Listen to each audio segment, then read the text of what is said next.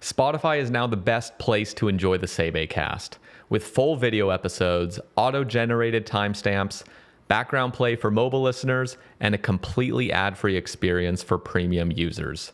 Spotify also pays 3 times more than YouTube, so migrating supports me greatly. Thank you all, and the links are down in the description and pinned in the comments. Go check it out. All right, welcome to the Sae Bae cast, number 237 with Mutz. Mutz, how are we doing this morning? Hello. Good morning. I'm doing good. I mean, it's evening for me, but just about. Yeah, it's always GM, right? It's always good morning, I guess. It's always GM. Yeah. But it is a pleasure getting you on for your 3rd appearance now, if I'm not mistaken. Yeah, 3rd. I just checked, actually. Yeah. And I just need to say this right up front. How have you survived all this? Like, how are you still alive on your hardcore? I don't get it. Like, you are nonstop doing, well, besides right now, we're underneath each other fishing karambwans, but it seems like anytime I'm tuning in, you are doing dangerous things. And like the fact that you haven't died just blows my mind. And you've maintained your Zuck helm through all this, which is just wild. Can you believe it? Like, just based on how many hardcores you had made in the past, like, can you believe that you've actually still maintained your Zuck helm and your hardcore status all this time? Yeah, it's definitely a very weird feeling, because I have these moments, like, every now and then where, like, look at my bank or look what I'm wearing. It's like, huh.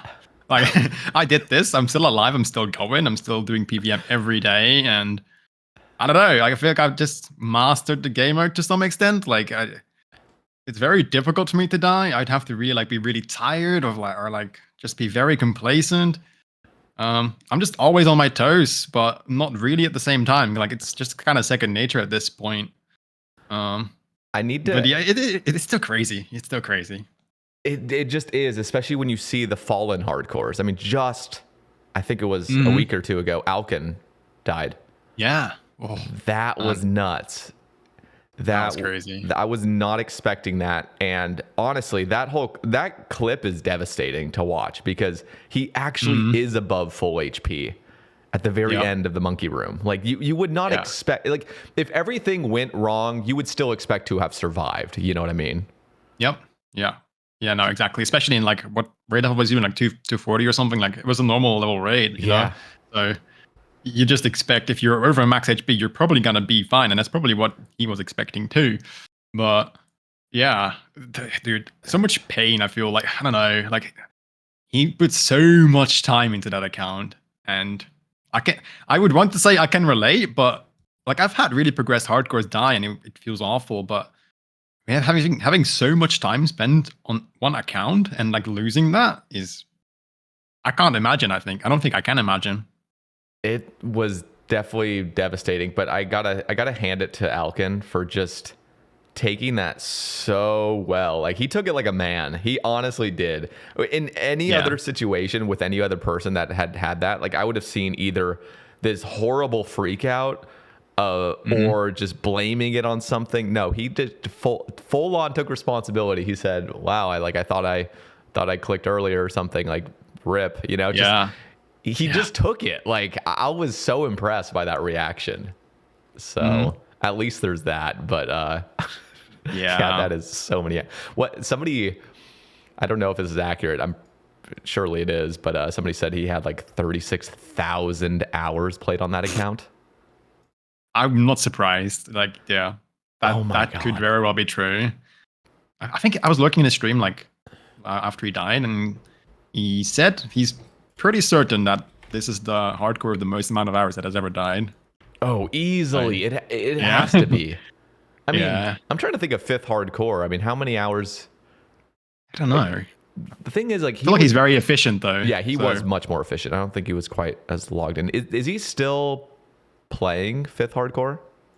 I don't know. I'm not really in touch with him or anything, so I'm not really sure.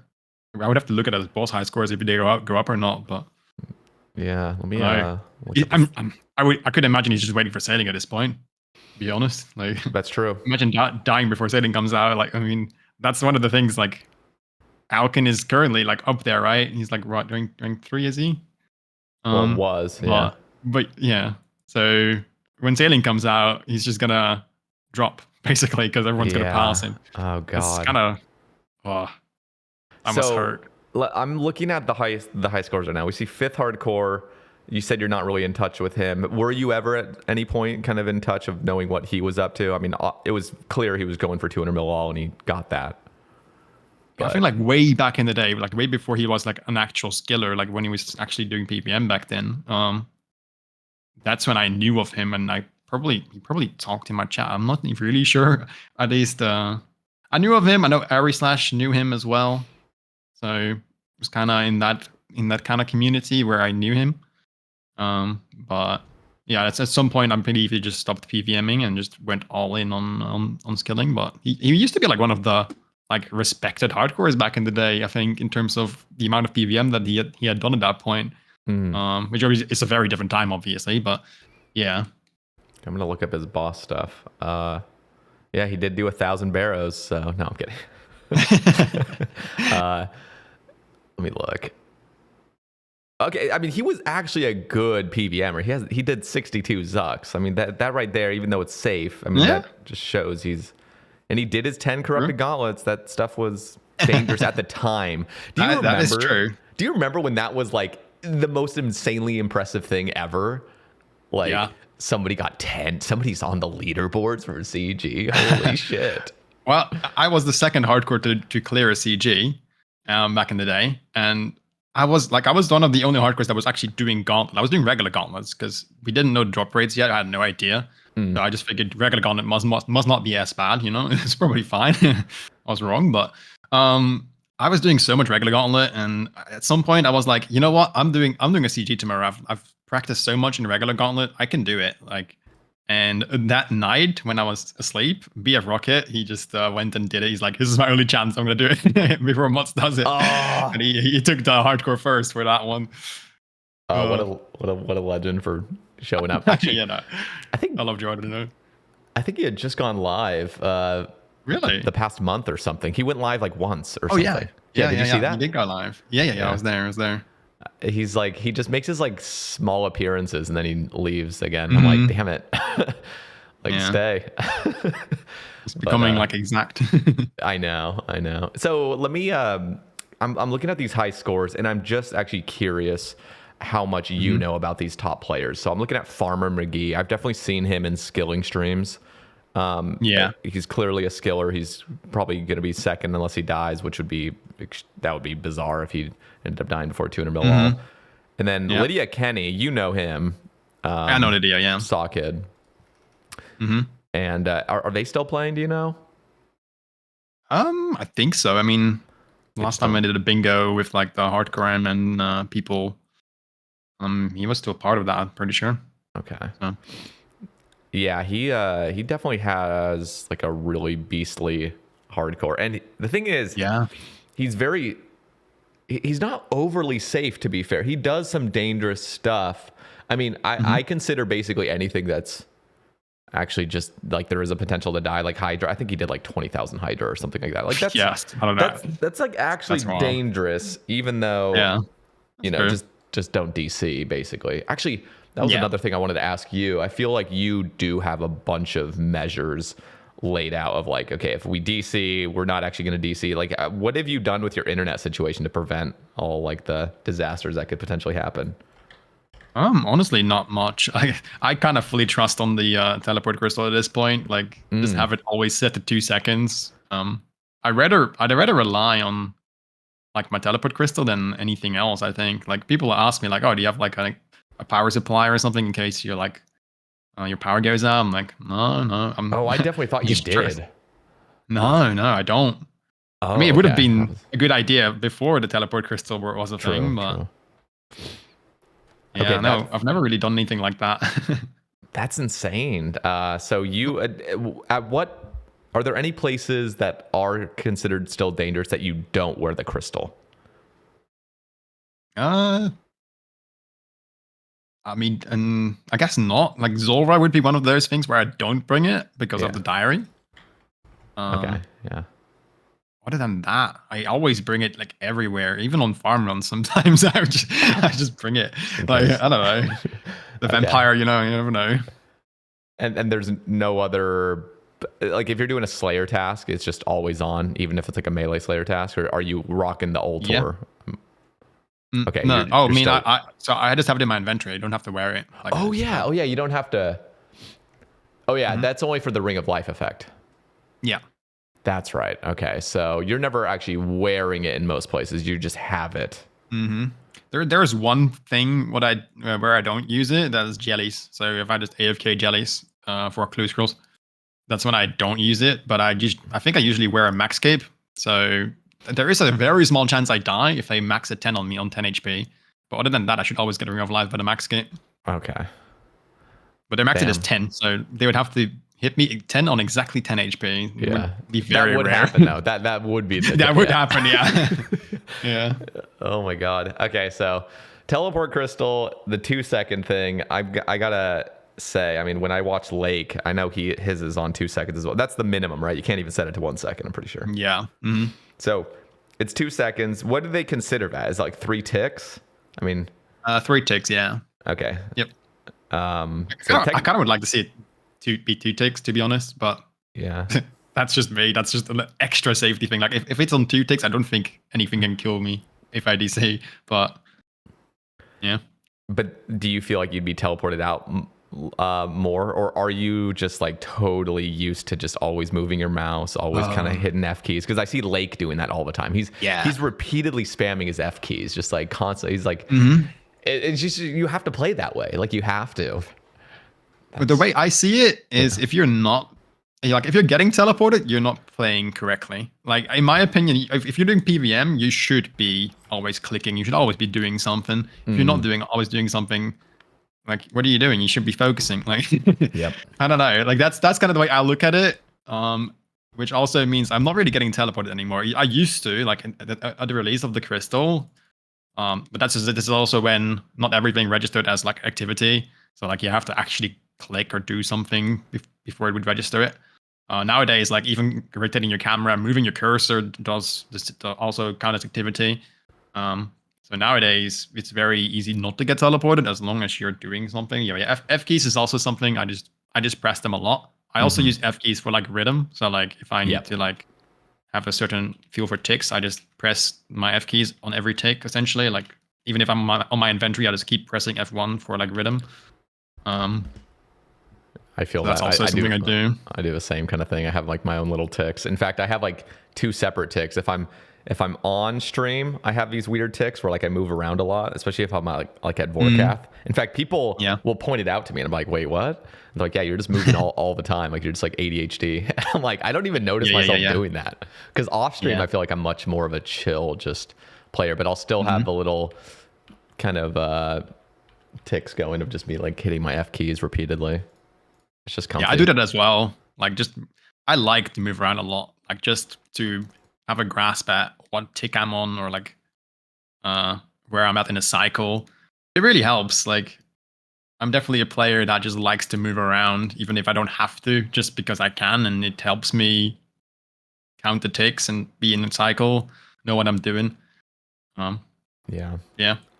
Okay, I need to talk to you about Veek, who did get his Zuck helm. I also want to give a shout out to Lake as well. He also got a Zuck helm just recently on his hardcore, which I wasn't even... That was so fast. That felt so fast, him getting his. Yeah, definitely. I mean, progression is really fast these days, to be fair. But both Vic and Lake, I feel, did very quick GM grinds. Yeah, that's impressive. But Veek, I'm pretty sure, correct me if I'm wrong, lost it like the next day or something. Like he died. It was like a week, I think. A week after he got GM. Yeah. So like pretty sad. A week after, died to normal Leviathan just to miscount. Glancing to the chat, basically. Yeah. Yeah, he moved 1 tick early. Like he didn't wait 2 ticks on the first boulder tile. So like he instantly moved after the boulder got shot, which just he thought he had an extra tick to like step behind the boulders, and then he just got another boulder shot at him because he didn't expect that one. Last boulder that was shot out. So, that's so. Yeah, it was very painful to watch. Like you can just see the pain. Yeah, he was just not expecting it either. That's the difference. No, it's like there's this just surprise, this like shock factor of like what just happened. Mm-hmm. Oh man, but I mean, he still got the Zuck helm. Like that's an impressive thing to do. At least it wasn't right before, you know. Like that would have been That's true. horribly devastating, even more. Yeah. But Definitely. and he's on the rebuild. He seems like a dedicated hardcore until the end of time. There's a few of you. There's a few of you that are actually. There's plenty of you, but I mean, honestly, if you get that far, like I don't feel like you can enjoy the game any other way anymore. Like it's true. You kind of have to. Like if you got to GM as a hardcore, like, and you then go to regular Ironman, like that, you lose that entire thrill. Like you've done so much scary shit at that point. Like GM nowadays is crazy compared to when I got it originally. There is so much more. Obviously, I've constantly had to reclaim it, so I've done all the tasks as well. But like when I did it, the scariest thing, I mean, Derek Hydra obviously was very scary, but I would say Derek Hydra is nothing compared to like an awakened Vardorvus. Like, it's so crazy. So yeah. I think it's very stacked these days to get GM. Like it keeps getting more prestigious, I guess. Like the more CAs get added. Do you think they're becoming actually more challenging? Because I think on release, you know, something like Perfect Theater and I think a couple of the Inferno tasks seem to be like, okay, this really is pushing the limits. But Blorva is also kind of pushing the limits, kind of. Yeah. And I'm wondering, do you think Yama and Delve Boss are going to have things that are actually like more advanced, or do you think Jagex is pretty aware of keeping things somewhat tame, not pressing the boundaries too much for Zuckhelm? I think they're definitely starting to push it more, like especially since Awakened bosses were added. I wasn't sure when Awakened bosses like were released. I there was a time where I was like, I think Blood Torva should be its own achievement and it should not be part of Grandmaster. But I think I've kind of changed my opinion on that. I think it's fine. I think it makes Grandmaster so much more prestigious, and I think they're gonna continue this route where they're gonna add a lot of actual like really difficult stuff. I will say Colosseum. I was surprised with how mild it was. I guess it wasn't. I was expecting way scarier stuff on the Colosseum series. So that one was okay, but I don't know. I've been told many times at RuneFest that they're gonna kill my hardcore with the future content. So I do think they're gonna go at a pretty extreme, lengths to make it difficult and potentially dangerous. Yama's going to be having this contract system to get the prestigious white version of the armor, and certainly that'll be part of getting your Zuckhelm back. So I think Yama's going to be that's what scares me. Like I was in the audience when they announced Yama, and I was like, oh shit, that's cool. And then they announced the contract system. I'm like, uh-oh, like that I could already see the CAs. I'm like, shit, that's gonna be scary. Like I know that's gonna be scary because they can do so much with that. Like they have this specific contract enabled or something. That could be really scary potentially. And I mean, it's a Dura boss too, so yeah. I wonder if somebody else's mistake will cause you to die. You know what I mean? Yeah. I hope not. Like I'm fine if like my teammate makes a mistake and I get hit like 90 or something, sure. But if it's like a one-shot mechanic, it's like my teammate makes a mistake, I get killed. It's like, I don't know about that one. Oh man, like, that'd be terrifying. Like I have to put my full trust in someone else. Like I'm not a big fan of that. Do you think you and Lake or somebody? How many living hardcore Zuck helmeters are there? Currently 3. Is that Pracefoot's alt? Or is that Shay's? Wait, Shay's died. Wait, did Shay's die? Died. Okay. Yeah, Pracefoot had another account, and that's Mookie Wookie. And that one's alive? He's a GM, yeah. And there's Lake, and there's me. But Pracefoot sent me a DM like not long ago, a couple of days ago, of another hardcore, his own hardcore.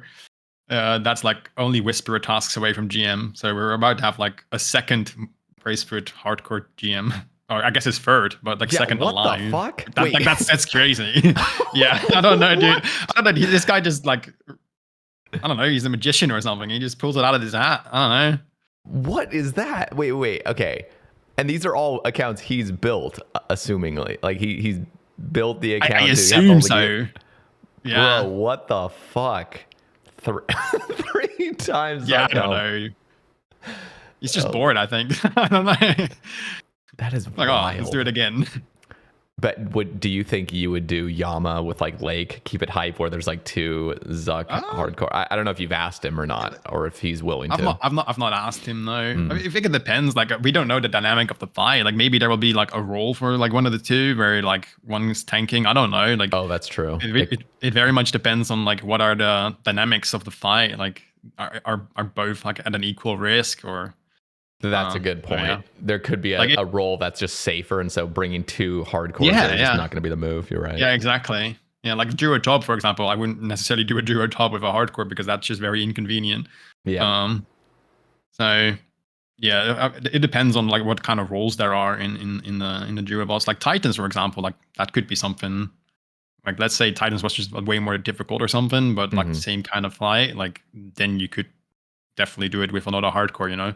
Yeah. Because you're kind of doing the same thing. Like it's not like there's a different role or anything. Yeah, we'll see how the fight goes, and then we'll see how really how far they push those contracts. That's going to be interesting. Mm-hmm. Yeah, definitely. Yeah. Now you're saying Praisefoot's just bored at this point. Okay, so when are we ever going to see the group hardcore Zuck helmet? Do you think that's ever going to happen? I think I probably asked you this last year. It's gonna happen, yeah. No, I've actually. But who's going for it? No one at the moment. Yeah. But I'm planning to create a group that will go for it. I've already like kind of asked people. Okay. To some extent. So, but it's not really. No, I'm not gonna leak like who I've asked or whatever. And I'm probably gonna ask more people still. Okay. But I kind of want to have an initial idea of like who would be down, and who else I can add to it, and whether it's gonna be content creators or not. Because that, I mean, I think I can kind of leak that if Praisefoot wants to be in it, he's probably gonna be in it. Yeah. Even as a non-content creator, that's not really been done before. I feel like I don't think content creators have really been like teaming up with non-content creators. True. At least to my knowledge. I guess Ari flashed on his like. That's true. Group, yeah, but it's a little bit more casual. But yeah. Yeah, exactly. It's going to be very, very sweaty. But no, I have asked some people just to get an idea. It's probably not going to be anytime soon because of all the new content releasing. Yeah. Which I obviously want to be doing on my hardcore as well.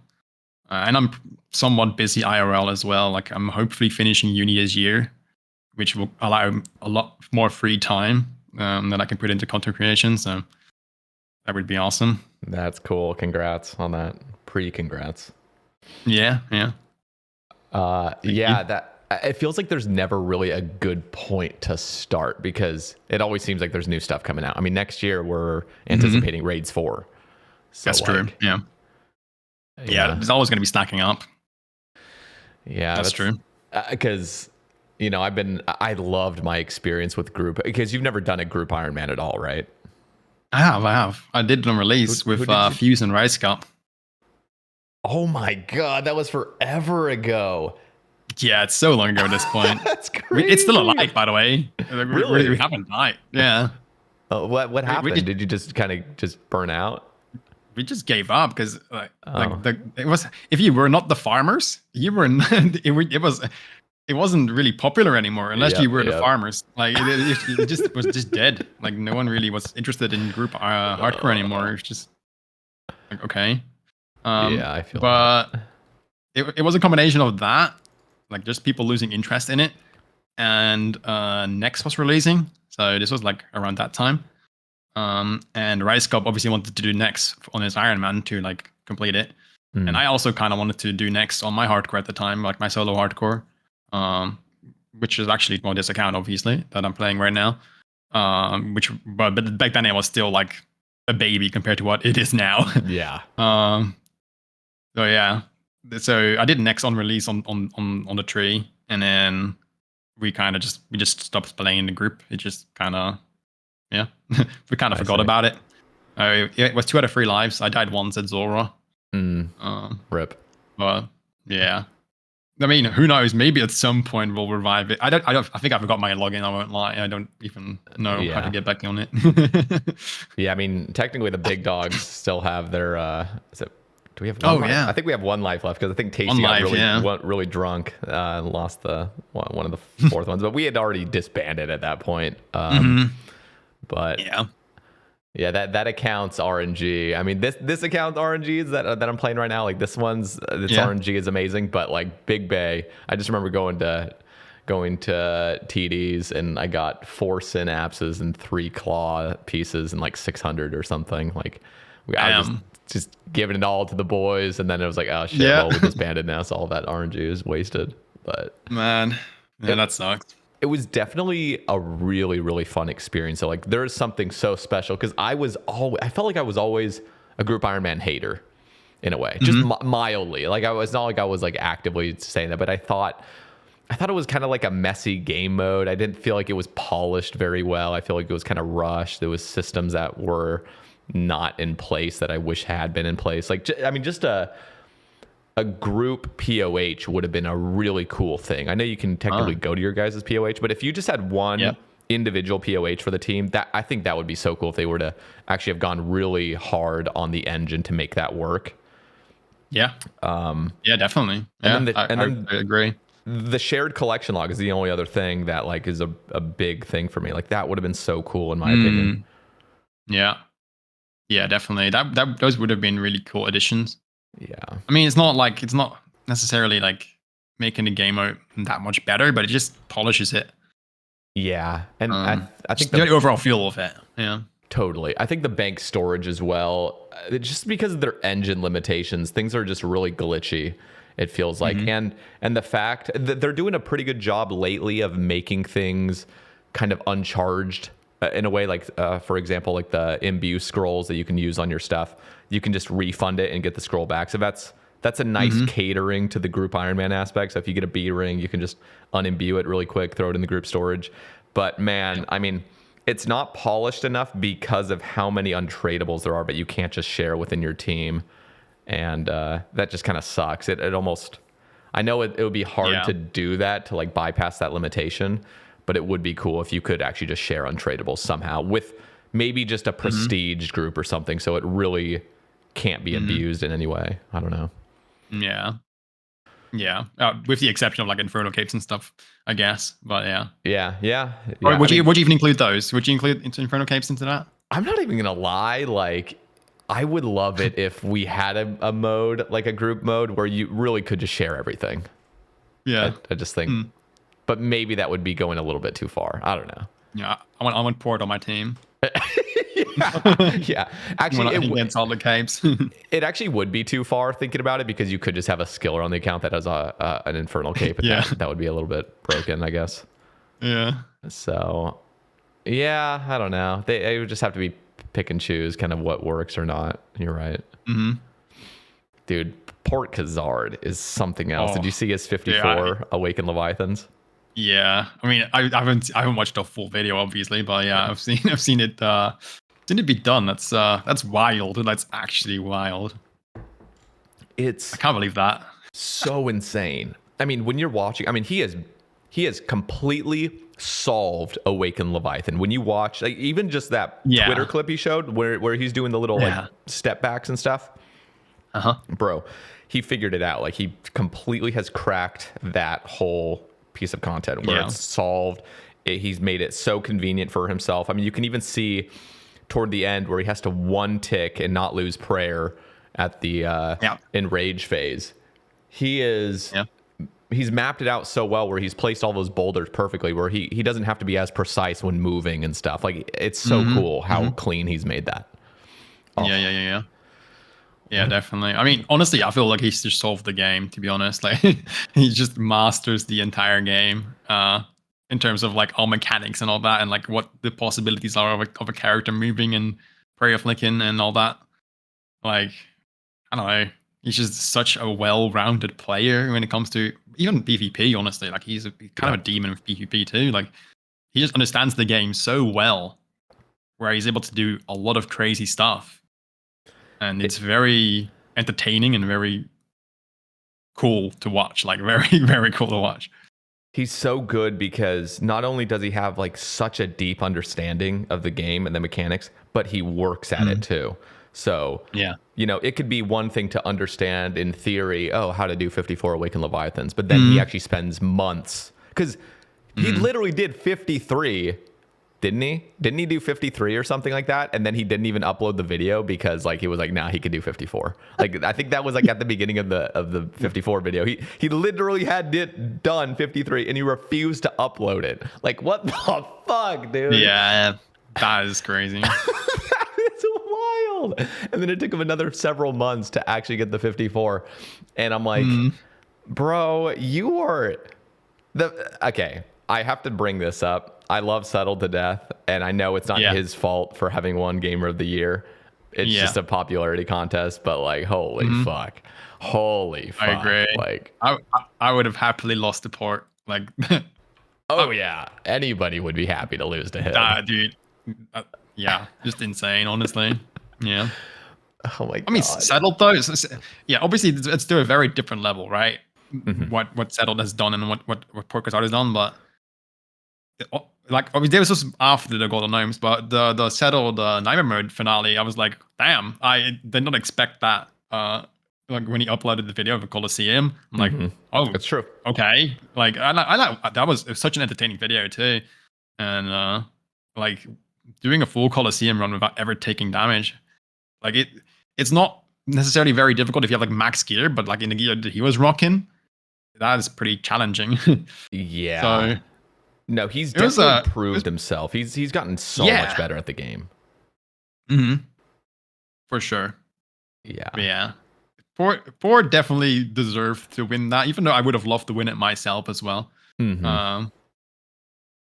Yeah, he's really just at a different level than all of us. Like that's just how it is, you know. Like I'll accept that. Like, because who was I can't compete with that. It's so hard though, because I mean, you have definitely.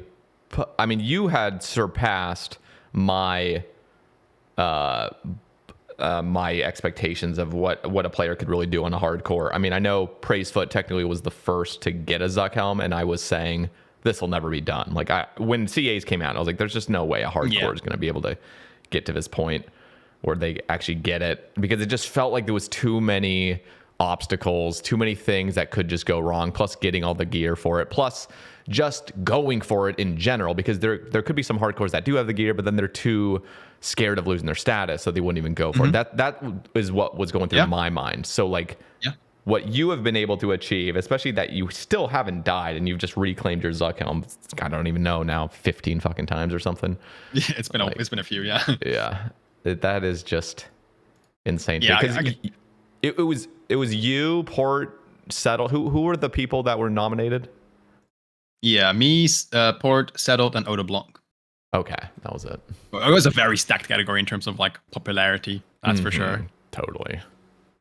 But yeah, like I guess what you're trying to say is like it's a very different kind of achievement what I've done compared to what Port has done. Like he's done mechanically very challenging stuff, but my grind is definitely different to what Port has been doing. It's just like stacking a lot of time and a lot of PVM and just being like somewhat flawless but not fully flawless. Just making sure you don't die for such an extended amount of time. It's just a very different kind of, a different kind of gaming, I guess. It is. But, it is different, and they're both respectable. And I think yours, because I'm trying to think to myself, I mean, what Port did, like, I don't know. I think there's too many things going on with getting a hardcore to Zuck helm these days. Like there's just so much to it. There's so much playtime that's involved. There's so many things that you can't make any mistakes on. And then you have to play a certain way with the teleport crystal and everything else. And then like that is so much. There's so much to do on that. And then you think, okay, but doing a 54 Awakened Leviathan, even though it's a shorter thing, like who the fuck can do that? Like who exactly. Yeah. So it is two different categories. And you're right. Like I wouldn't have been upset had it been you or Porkard, because you guys have both proven yourselves. I think the Oda and the Settle, don't get me wrong, they're both great gamers, but it is just one of those things where it's like they're up there because they have massive audiences that could nominate them. That's what it felt like to me, at least. Yeah, that's fair. I mean, at the same time, like, who else would you put up there, though? Like, exactly. I mean, there's definitely. I guess I don't know if he was really even playing that actively. I guess exactly to the what was it, like 38 Combat Inferno? Yeah, the very low level Inferno. That's true. Yeah, so that would have definitely been a contender, I think. Yeah, he probably just doesn't play as well. He's just not active enough. Yeah, that's fair.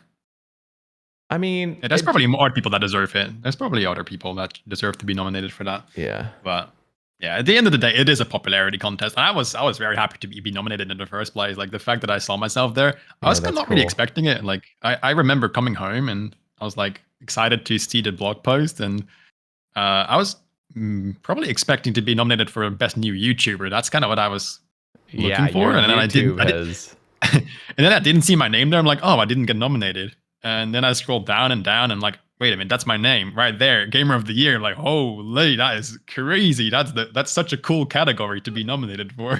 Yeah, like it's so nice, so cool, and I felt very honored to just even be on that list. Like, it's crazy. Yeah, it was definitely deserved. And now I'm looking over at your YouTube, and you have just, I feel like you, your videos, obviously they're not quite as maybe well produced and edited as Coxie, but I see you and Coxie kind of in that same thing where you guys were both dedicated streamers, never put any time into YouTube, and then all of a sudden, and I guess I could throw a cold one in there too. I feel like a cold one was a dedicated streamer, and then all of a sudden he started YouTube and just went to town on it. And you guys have all three just exploded in popularity on YouTube. How has that been? I know we talked about it last year, but I want to get your thoughts on it now. We did briefly, yeah. I would say I've definitely embraced the YouTube so much more than like last time we talked. But that was kind of like, back then I kind of started doing YouTube. Now I've done it for like a while, and it's been really nice, and seeing the growth there like constantly, like it's only growing, you know. That's the beauty of YouTube. It's just always an upward trend, kind of. I mean, obviously views on videos, they go up and down, but overall, like my videos don't really do anything under 50k views anymore, which is like, that's so good and so cool to see. And the sub count as well just keeps going up. It's been a journey. It's been really cool. It's a very different kind of, I guess, creativity, which I can't really use in like streams, I guess. And I've gotten much better at it too. I think like my editing is not crazy, like you said. Like it's nothing like Coxie with all the stuff he does, but it's fairly basic editing that does the job. Like my viewer base, I guess, doesn't really care if something needs to be like really, really well edited, but it's enough to where it's entertaining, and that's kind of what I'm going for. I want my videos to flow nicely, and as long as there's not like long pauses or something where like, okay, why is nothing happening right now? Like there's always something happening, and it's always continuing, and you're just sucked into the video, and a 50-minute video feels like it was 15 minutes. That's kind of what I like want to achieve, because my videos are pretty long usually, and I like longer videos, honestly. I do so much content these days that if I do a short video, I cannot put as much in there as I want, because there's just so much that I've done in the game. I'm always doing stuff. So I do kind of need long videos in order to actually show people what I've been doing, because otherwise I'm just going to have too big of a backlog. I already have a huge backlog, by the way. It actually is a cool thing. I'm one of those people that enjoy the kind of longer videos, and the fact that you are pushing out quality. I mean, you're not publishing once a week. You're really taking your time and getting some real beef in those videos. So Yep. that's, I think, something else that people like honestly respect. I don't know if you watch Fuse's YouTube, his latest video of like his hardcore that had done all those rev nights, and he got like fucking, I don't even know how many stars he mined. He got to like 25 mil mining or something. He did literally over a year's worth of just I mean, he had been playing the hell out of an account for like over a year or something, and then he made a video on it. Yeah. Like, what the hell? Like, bro, you could have diced that up into like fucking 20 videos with how much shit you did. Like, I gotta hand it to Fuse. Like, his videos, because there's so much in there, it's just so impressive. Yeah. And I think that's something that the viewer appreciates too. It's like, wow, like you put this much time into this one video, like, damn, like respect, you know, like, definitely, I think it's definitely something that viewers appreciate. Like, okay, you're valuing my time, I guess, right now. Like, you put all this time into it, so I can enjoy it in like, I don't know, 40 minutes, you know. So I think that's a really cool thing, to be fair. It is. I just wonder. I wonder to what extent is it like too much? Because I mean, remember that's fair. Remember Limpworts when he started off, when he blew up? He had, I don't even know how many.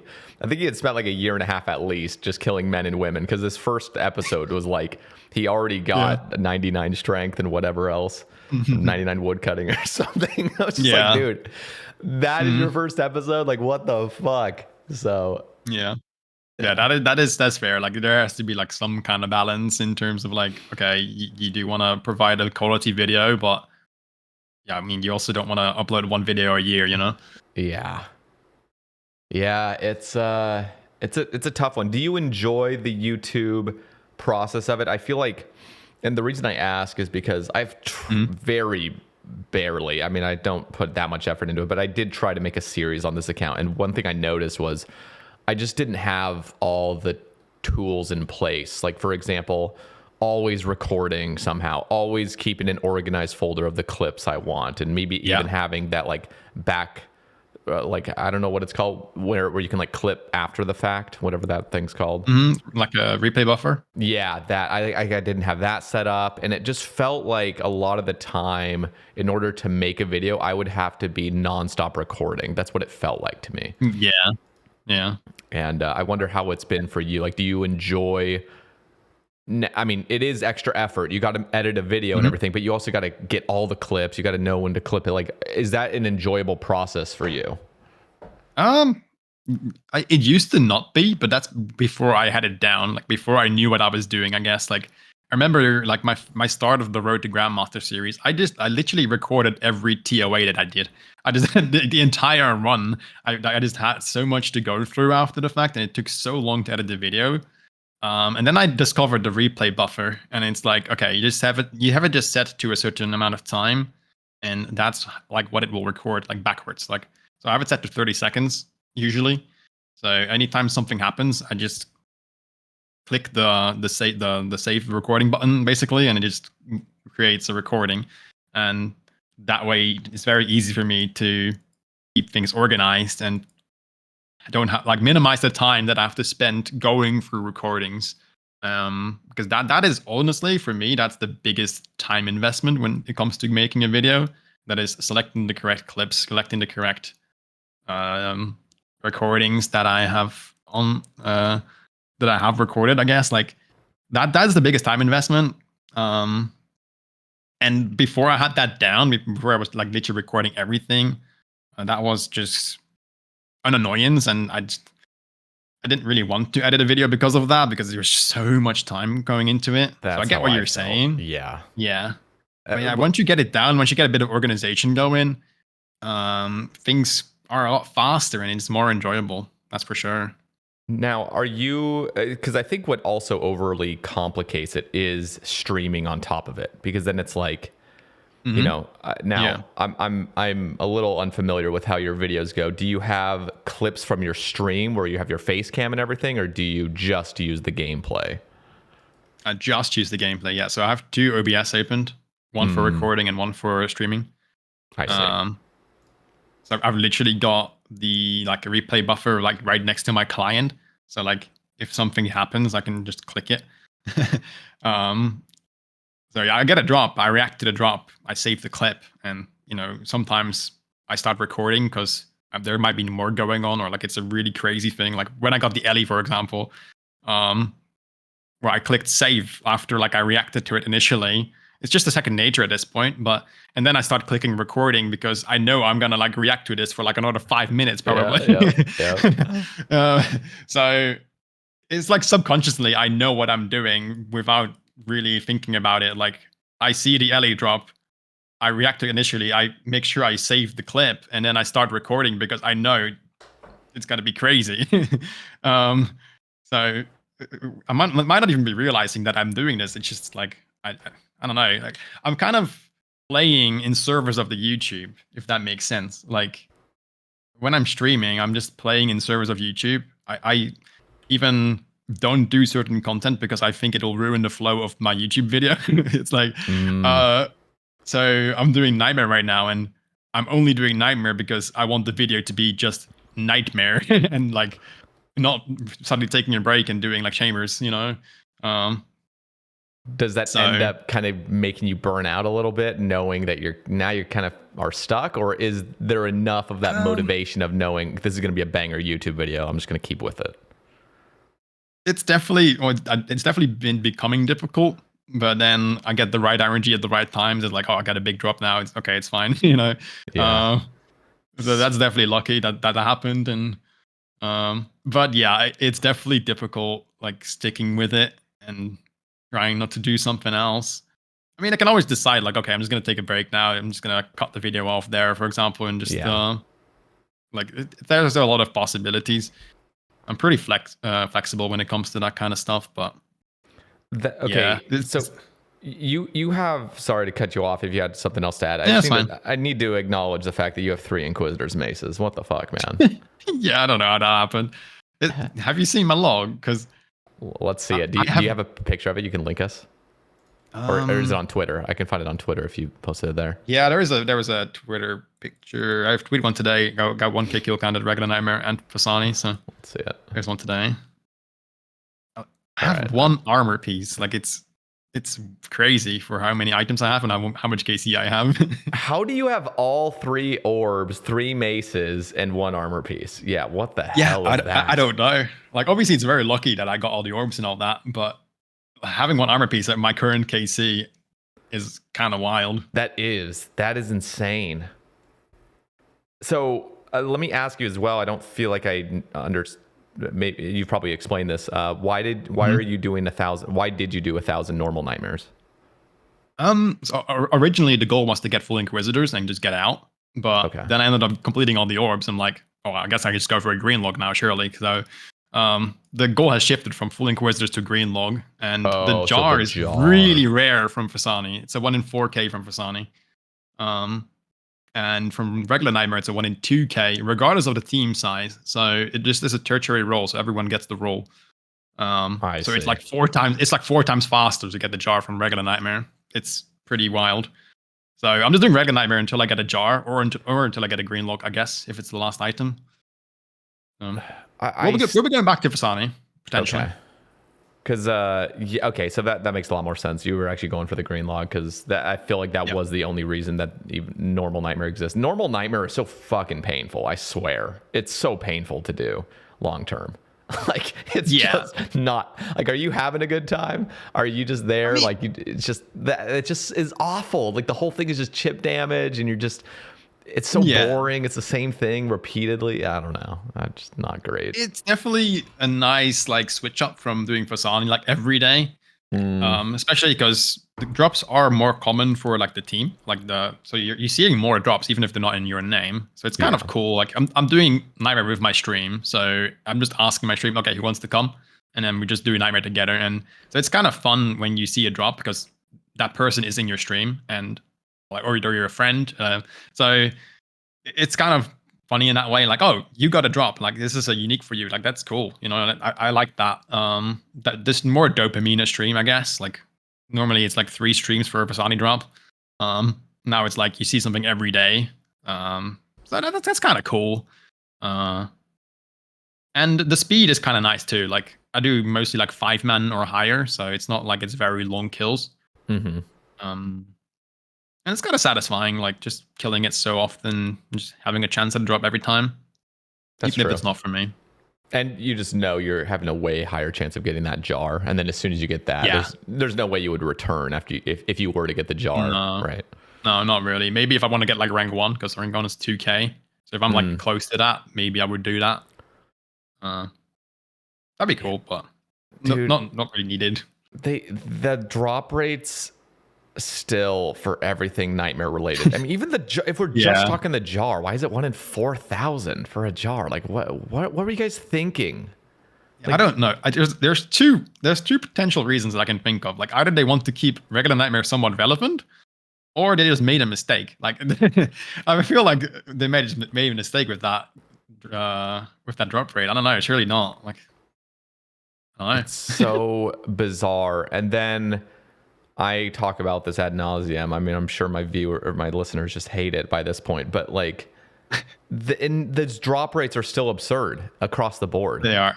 And they are. Inquisitors has just continuously gotten less and less relevant. In fact, now that horn's coming out soon, Inquisitor is going to be completely useless, basically. Yeah. Almost entirely useless. Not entirely, but basically. Yeah. Yeah, I get what you're saying.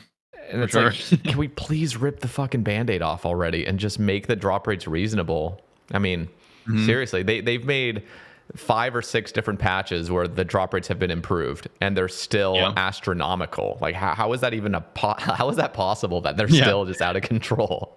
Like, it's still one of the longest logs to complete. Like, I know. Such a big time investment, even now, even after all those buffs. So, yeah. No, definitely. Like, I've had some terrible dry streaks at Fasani. I've been very lucky. Like I started off very lucky, and then I had like a 500 dry streak at Fasani or something. It was so long. It was literally 2 weeks. I literally was 2 weeks without seeing anything, doing Fasani every day for like multiple hours. And that was post buff. That was post buff. Yeah. Jesus Christ. Yeah. It's way too absurd. It is so absurd because. And you have to remember as well, like you have, I guess you don't have Inquisitors, but you basically have max gear doing that, and it still takes forever. Imagine an account that doesn't have the max gear and is rocking a fucking bludgeon or something, just in a trident or something like that. Like the saddest part is that Fasani's and Nightmare stuff in general is such a cool, it could be a really cool off the beaten path kind of side quest to go do and get some really cool stuff. But instead, nobody ever does it because it's just way too daunting and it's way too rare. And it's just a really sad thing because like if the rates were more reasonable, let's just say 1 in like 42, just like next to get something. I mean, straight up tripling basically the drop rate. Yes, that would be ripping the whole Band-Aid off, and that could maybe cause some issues for some people. But really, I think it would just the pros would outweigh the cons so much, and it would be a new piece of content that players could actually go for if they didn't want to go to Moons, for example. They could go get Inquisitors instead, or and it not being like such an insane thing because Inquisitors isn't even that good. It's really not that good. It's just it isn't. It's so niche as well. Like. I know. Yeah. It's upsetting to me. It's so upsetting because of how fun Fasani's actually is. It's not fun because of the drop rates, but it could be fun if you could actually see stuff like 3 times as common. So Yeah, no, I agree. Like it's currently content that you just do when you have nothing else to do. Like if you've done everything else, or if you're an Ironman at least. Like you just go there and when it's like a retirement home basically. It's like, oh, I guess I do this. It really is, dude. It really is. I mean, oh my god, I actually did 1 Fasani's on this account, and I have to flex. I got the perfect Fasani's first kill with my fucking Sarah sword, and my what was I using? Sarah sword and a skull. I was using a fucking skull scepter from the Stronghold of Security, bro. What? Listen, because I was like, I want to have thralls because thralls are definitely going to be a huge upgrade. And then I was like, wait, shit, I can't cast Ivans. Right. So what do I do now? And so then I was like, oh, you can use this undead grasp or whatever it is. Yeah. And so I was literally rocking a fucking skull scepter, shooting the pillars. It was embarrassing, but we got the thralls locked and loaded, so it was fine. But yeah, it was over a 15-minute kill, perfect Fasanis, and I was like, all right, this is great. And I hadn't done it in years, crazy. But it was a good experience. That's pretty impressive, honestly. Wait, do you have to like kill the sleepwalkers at the end as well? Yeah. So I think toward the end, I was like, oh wait, because I didn't actually look up any of the CAs, but I remember doing it on Sae Bae. I was like, I'm pretty sure none of them can get through to be perfect. Yeah. Luckily, I had a crossbow that I pulled, and so that made it a little more convenient. Yeah, that's true. Yeah. But that's my little flex. But I will say, I mean, man, a 15-minute kill. So now I'm getting, and I don't have the tablet, so we're looking at 3 kills an hour. So really, are they expecting me to do 40 hours of this to see a drop at my stats? Average. On average, Yeah, I know. And what if I go 4 times the rate like you did? Like, yeah, exactly. Yeah. Oh, man. Yeah. It's so sad. It's so sad that that's the way it is.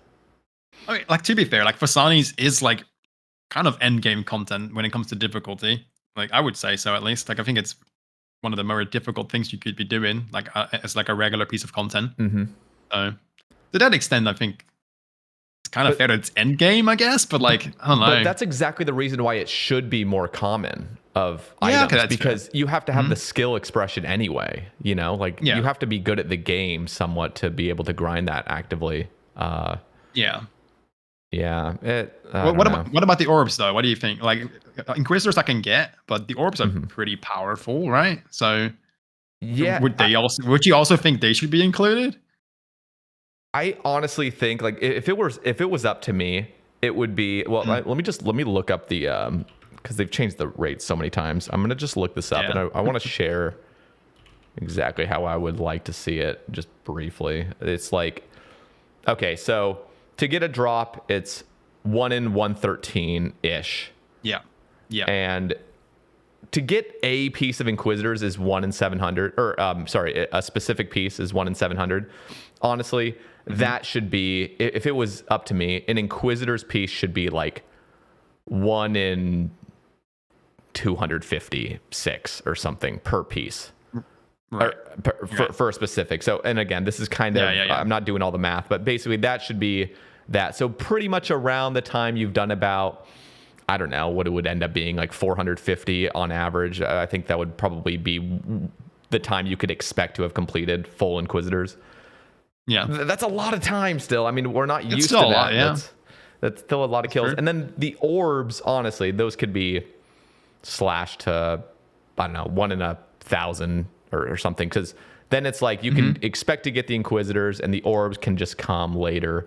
And the orbs are about a 1 in 333 or something. And then mace could be slashed in half. I think even the mace could be like 1 in 512 or something like that. Yeah. And Nightmare staves, and then I'm sorry, but the jar, what the fuck is that? I don't know. I think it's just a mistake, honestly. I think they meant to like half it or something. I feel like 1 in 1K would have made sense, but like they instead they doubled it compared to the regular Nightmare. I don't know what they were smoking. I don't know. Yeah. Like, you know what's insane though? I always have to like remind people just how insane Nightmare originally was. On release, people were calculating it. It was something like 6,500 hours for Greenlog. Nightmare. Yeah, that's crazy. Yeah, that is so wild. That's like I don't know. That's like more than a lot of people even have like playtime in game, I feel. Yeah, that's like efficiently going for all pets. Like, yeah, that's wild. I know. So anyway, that I always am rambling about this because I'm just hopefully enough talk about it will eventually get the J-mods to be like, okay, you know what? There's more and more content coming out, and Inquisitors really isn't that good. Like, we can just do something to this already. I can get that it's difficult for them though, because like you're devaluing so much time of other people potentially, and so and there's the economy part of it. So there is so much to consider. Like, it definitely makes sense what we're talking about. Like, it would make it so much better. But like there's so much they have to like consider as well. There's so much they have to think about. Like, okay, how is everyone going to feel about this, and what's the effect going to be on the economy? All these items they're in the game, like suddenly they're devalued. So yeah, I don't know. Like there's it's not as easy, I guess, for them to make that change, to like make such a big change at least. Like that's why they've been doing so many little updates constantly to slowly get it to a more acceptable state. Yeah. But yeah. No, I mean it is true, and I don't think you mentioned this, but I've heard other people mention like, oh, well, it's gonna devalue other people's grinds. It's gonna make them feel like shit. I'm like, dude, I spent fucking 1,200 hours at Nightmare. I am the number one advocate for fucking just. I don't care about the hours I put in. Like for the health of the goddamn game, we need to fix this. And and the other thing is when they changed the rates from 1 in 167 to 1 in 113, literally. Nobody had a problem with it. I didn't hear one singular person saying, hey, you're devaluing my grind. Never once did I ever hear about it, nor did when Fasani's come out, anybody complain about it. Even the people that, like me and Lake and whoever else was just going to town on it. And I think it was Berated. I think that was his name. He was going crazy on it as well. But like, nobody ever, one time have I ever heard, had a problem with them actually making these drop rates more reasonable. So if that's anybody's argument, just take it from me that like literally everybody's okay, generally speaking, with these things being devalued. Yeah, that's fair. What do you think about Yama though? Because this is something I was talking to, was it Mod Knox? I think it was Mod Knox. Maybe I was talking to about it, and it was the idea that Yama can almost be like Oathplate can be rushed in a way where, okay, now what are you going to do with, because at least like with Torva really can't be rushed. You got to go to Bandos first, and then you got to do a shit ton of next. But it feels like with Oathplate, like this is basically going to be your best in slot stuff. And can you just rush it? What are your thoughts? Yeah, I've been talking about that as well recently. It's like, what if you just get the synapses and just go there, assuming that the demon bane weapons will be good there, right? So yeah, I'm not sure. Like that is definitely would definitely be an interesting change of meta. I'm not sure if that's a good thing though. Like I was saying, like maybe you need to be very tanky or something. Like, well, you can't really. That's the thing. Like Barrows exists, so like Barrows is pretty tanky as it is. Like that might be enough. That probably will be enough.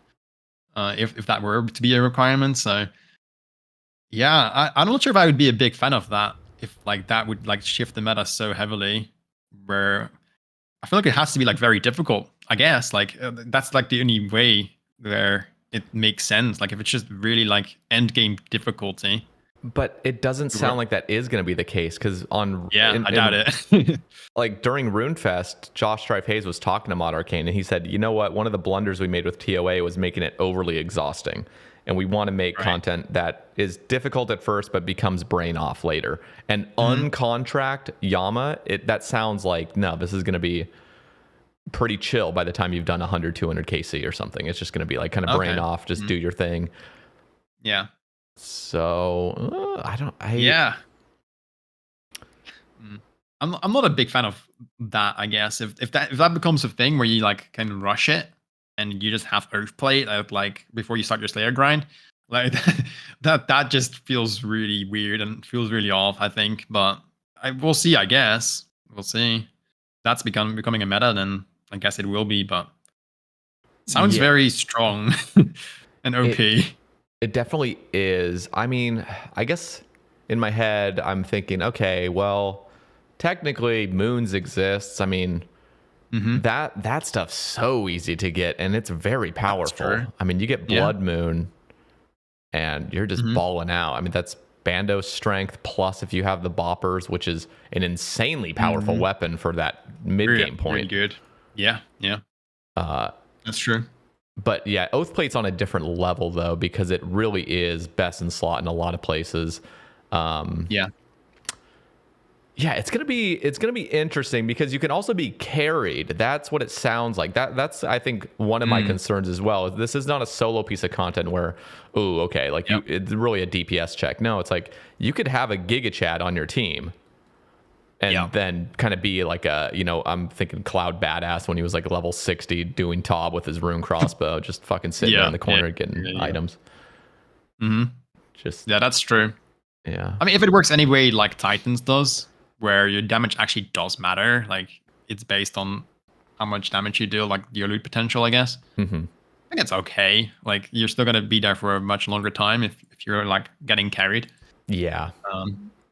So I don't know, not necessarily a big issue. Like with Tob, for example, like in TOB, you get a default amount of points as long as you're like in the room. You get a certain amount of participation points. So your base chance, if you like don't get any MVPs in any room, it's like a 1 in 34 or something, I believe, in a trio. So like every raid you do, you get a 1 in 34 chance, regardless of what the damage you've been doing. Yeah, just literally don't die. Like that's it. Yeah, exactly. Yeah, so it's very different, I think, when you compare it to something like Titans and hopefully Yama as well. I guess like you actually have to deal damage to get a decent chance at getting something.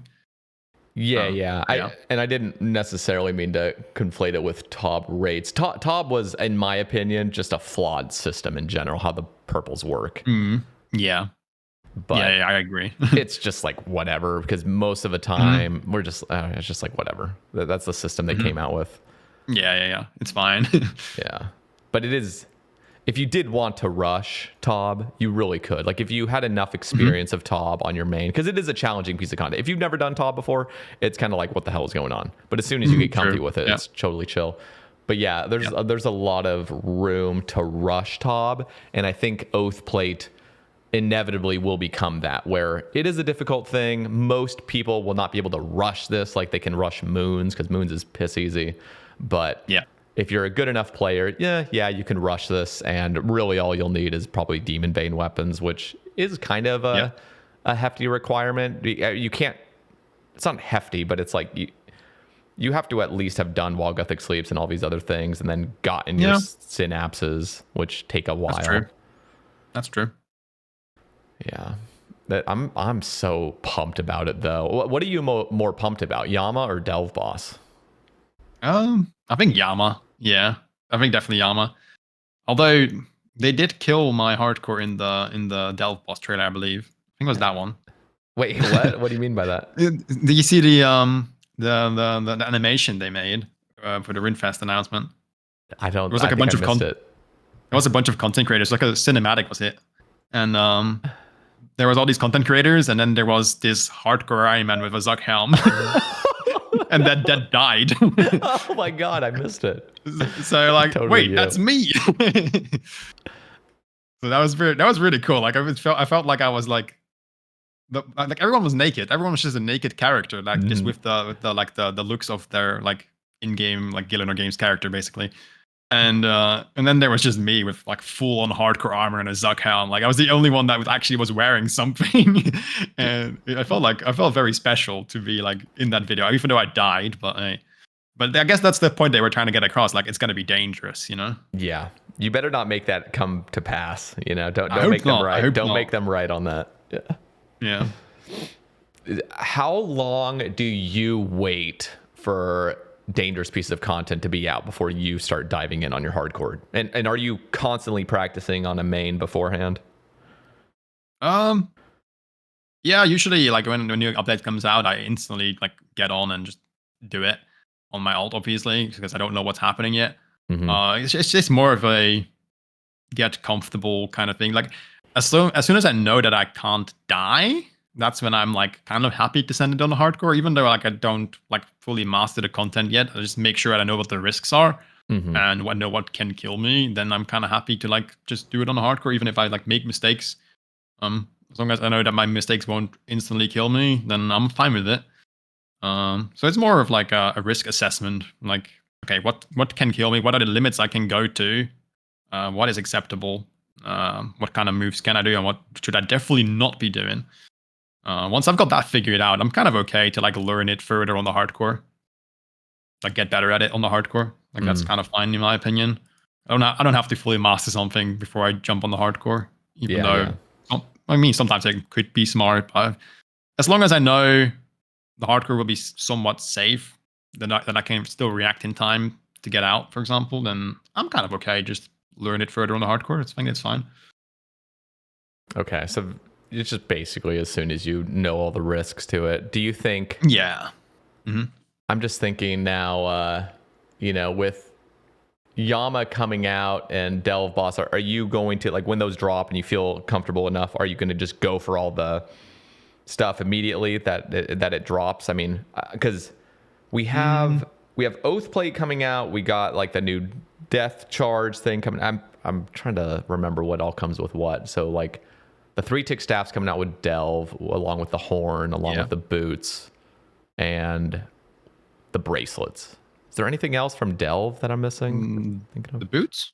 Yeah, so the treads, the bracelet, the wand, and the horn. Isn't the horn Yama? Wait, hold on. Or maybe the horn's Yama. The horn is Yama. Yeah. The horn is Yama. The horn's Yama and Oath Plate. So Oath Plate, Death Charge, and horn are Yama. Right? I need to fucking look this up. I am constantly mixing these up as well. Like both of these blogs have been like released around the same time. And they just keep pushing them out one after another, and it's like, okay, which is which again? Like, it can get very confusing, like which rewards are on which boss. Okay, so the Delve boss has, the Demon Spade got gotten rid of. Oh yeah. So they have the treads, the Eye of Ayak, which is the wand, Confliction Gauntlets, and that's it. Yeah. Okay. Yeah, so... What did they end up deciding on with those gauntlets, by the way? Like, there was a lot of talk going on with that, like, with the double accuracy or whatever it was. So they were originally scared of it having the two-handed... Or let me just read this where it says. So basically it says... we'll be adjusting the Confliction Gauntlet's passive effect to remove the 4-tick restriction and instead benefit one-handed weapons only. So that's just all it is. It was originally it couldn't work with 5-tick weapons. Now it's like, you just have to have a one-handed weapon for this to work. Yeah. Or for the passive effect to work. I believe that means that it works for like PvP again, though, right? Like that's scary. Like I know. Like, I was very happy with the 4-tick proposal, like when they said that, like, oh yeah, because that takes Barrage out of the equation, right? And now that's the main thing that I had against it. Like, it's going to be so powerful in the wilderness because you're going to catch every second freeze. Like, if you're going to get that accuracy increase, you bet you're going to catch the freeze if you once you've splashed once. So yeah. It's just I feel like it's very overpowered in the wilderness because there's already like these raid bosses running around with like absolute maximum gear. And if you give them this as well, they're going to be like walking over everyone. And I don't know. I think that's a very dangerous thing to like, PvP is already in a very bad state, I think. I will say, I mean, at least I can imagine these Confliction Gauntlets being very expensive, where if you're bringing these out there and you're sculling, I mean, you are going to be risking quite a bit for a glove switch. That's true. If you're going to be rocking these, because then what else you going to be bringing, like a Void Waker or whatever? Like, you're going to be risking some pretty big stacks. And to be fair, I mean, this is, again, just coming from me being out in the wilderness lately. People catch the freeze every fucking time anyway. I mean, it almost feels like it's never... I don't feel like I can't even remember the last time, even with people with Zarishans, I can't remember the last time I was splashed on twice in a row anyway. Really? It really feels like that. But to be fair, my defense... What are you wearing, though? Black D-Hide, and my magic level is like 86, so it's just not great. Yeah. And I don't have Augury yet either, so I'm just praying Mystic Might. Yeah. But... I don't know. I just feel like if somebody's pimped out in full, because the fact is, if somebody's wearing these Confliction Gauntlets, they probably also have ARMs. They probably also have all the other stuff. Oh, they're inverters, man. They go all the way. Yeah, in that case, maybe they're going full on, and in that case, you're probably not going to have splashed twice in the first place. So I can't even see these really even being used out in the wilderness. But they could be. I don't know. Yeah. That's me playing devil's advocate. Who knows? Maybe it will be busted. This is just coming from someone that's like going to be terrified in the wilderness once he comes out, like. I forgot I'm talking to you, which is, Yeah, if someone gets on me with like a TB and they like switch to Ancients and like and they have these gauntlets and they're tentiling me, I can't do anything, I feel. Yeah. Well, there is something you can do. That is, you wear the confliction gauntlets back and you freeze their ass. Yeah. That's true. That's true. Yeah. That's actually, I mean, you have your Void Waker. You don't have all the wildy pets though, right? Not yet. No. How close are you? And is that something you're looking at doing in the future? Yeah, it's definitely something I want to do. But I kind of want to, like, a Scorpio is one of the big. That's the biggest one, the biggest hurdle, I guess. Terrifying. It's very terrifying. At least it's a 1 in 2k pet, so it's not that rare, and I can kill it very, very quickly because I've got the scepter and like max mage gear. So yeah, it'll die very quickly. It's just like once I relog and like my high scores refresh and people see that my Scorpio KC went up, I cannot go back there for like a month probably because people will check it out. I can guarantee you. How many people do you think are like eyeballing that? Because that is something that people do want to kill a hardcore, especially as prestigious as yours. Probably the most prestigious hardcore, in my opinion. Yeah. I don't know how many people are doing that, but I can definitely see there's like a dedicated group that like keeps an eye on these things, and they might even get notified when a hardcore's KC go up. I would not be surprised. There used to be this like Twitter bot that like called out any hardcore that went up on the high scores. It's like, this guy's been active in the building. And they have like CCTV bots everywhere now. So like that too, yeah. I hate that, by the way. Like I started noticing that at Callisto. I was doing like a Callisto mess on my stream last month. Yeah. And if you have one person outside just like sitting there to call out if there's PKers, there's these CCTV bots that are always like right on the edge that will just constantly log in, log out, and there's like a automated tracker that's saying what worlds have a scout outside. And it's just super, super easy for PKers to know that, which is like the wilderness is getting so annoying in so many ways. That's fair, yeah. There's nothing you can do about it, though. No, not really. I guess not.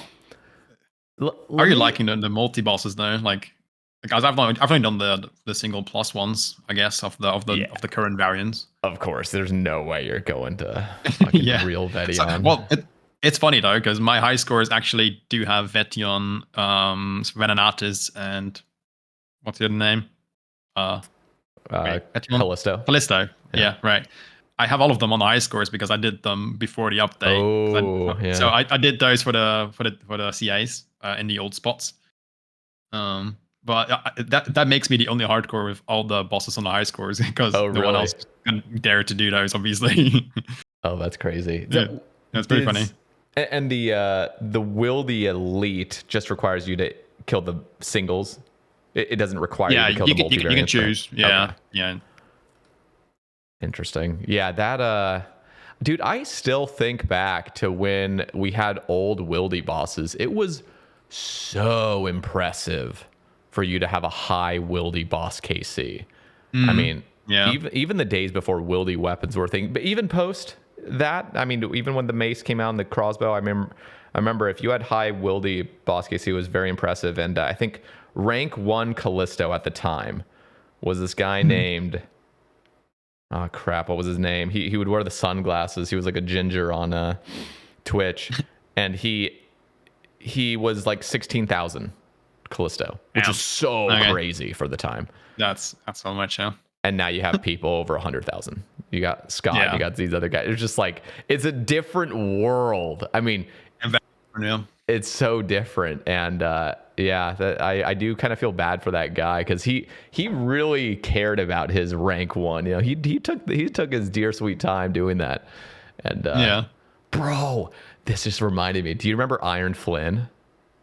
Yeah, dude, I love that guy. I loved him so much. He was great. I really wish he was still gaming and streaming and whatnot, but he would do the chinning Callisto method, where he'd run down by the spiders.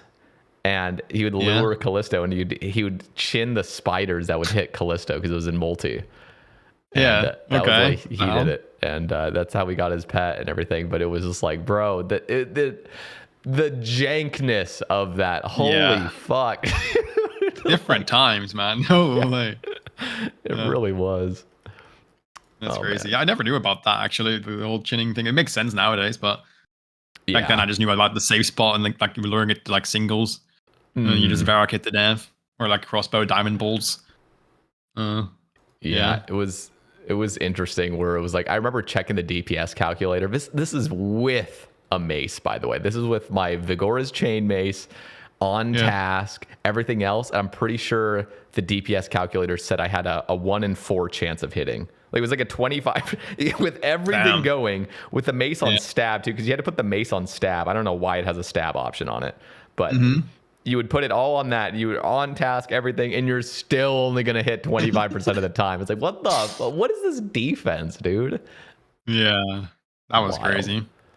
Wild times. They really did program those wildy bosses to just be this fucking tank test. Like, because I think in their head, they were never imagining these wildy bosses being killed by Ironmen. This was a this was a mass thing that they wanted people to mass it. And the only way for these bosses with 255 HP, because they couldn't bypass that at the time because their engine was so crappy, was like, we just got to load the hell out of the defense out of these things and just make them hit. I just remember trying to lure Callisto, and then it would get like stuck by like a fucking tree, and you like kind of run back, and it would just do this roar and hit you like a 54 and just like knock you back. Like, what the fuck is going on? It is like randomly as well, like instant damage, was it not? Like, it would. You like misstep, like you're clicking on Callisto and you accidentally misstep into like his vulnerable spot. He doesn't even actually make any movement, but you randomly get hit at 50. Yep, I remember that. So jank. And you know what? I mean, I was one of those people that was anti changing the wildy bosses. I thought what we had at the time was so good because I truly thought this. I truly thought that what we had was the best case scenario, where it was if you knew how to set it up, which did take a little bit of skill to set it up efficiently and properly, and there was different variants, and I appreciated that it wasn't just one set thing. You really could switch it up. Like even Vedion had its own method where you could lure it by the rocks and do the 2 hits and walk back, 2 hits, walk back. But then you could also go to the other side where it was full AFK, and every single one had its own different dynamic. And even Venenatus with the crossbow method, or any 3-tick weapon with the cannon, you could set it up. But if you fucked it up, or if Venenatus spawned weird, you'd have to run over to the tree. There was just these cool little mechanics that you would never see in any other boss fight. I think Callisto was probably the worst of them, but the other two I admired. And I think the thing I admired the most as well was the fact that you could AFK these bosses as soon as it's set up and try to evade PKers. Like it was not a thing where, because in my head I thought that this new update, what it would bring is these bosses just railing you, and then you'd also have to deal with the PKers. Like it would just become too much of a headache, and it would just be too like asymmetrical and imbalanced for the PVMer. But honestly, they did a phenomenal job. I think they killed it. Yeah. They did really well with this update for sure. I think it's really cool because, I mean, at least in my opinion, I think it incentivizes you to kind of fight back, because it's somewhat easy to kill a PK if you get the help of like the wildy boss as well. Like they have to also tank the damage of like Callisto or Venenatis, and it's somewhat easy to like catch them off guard and just KO them randomly. So I think that's kind of cool. Where the PVMer, if they want to, they kind of can fight back and have a good potential to kill them. I think that's kind of cool. Yeah, I think they intended to do that, to be fair. I'm pretty sure they intended to do that. But yeah, I think that they nailed it with that.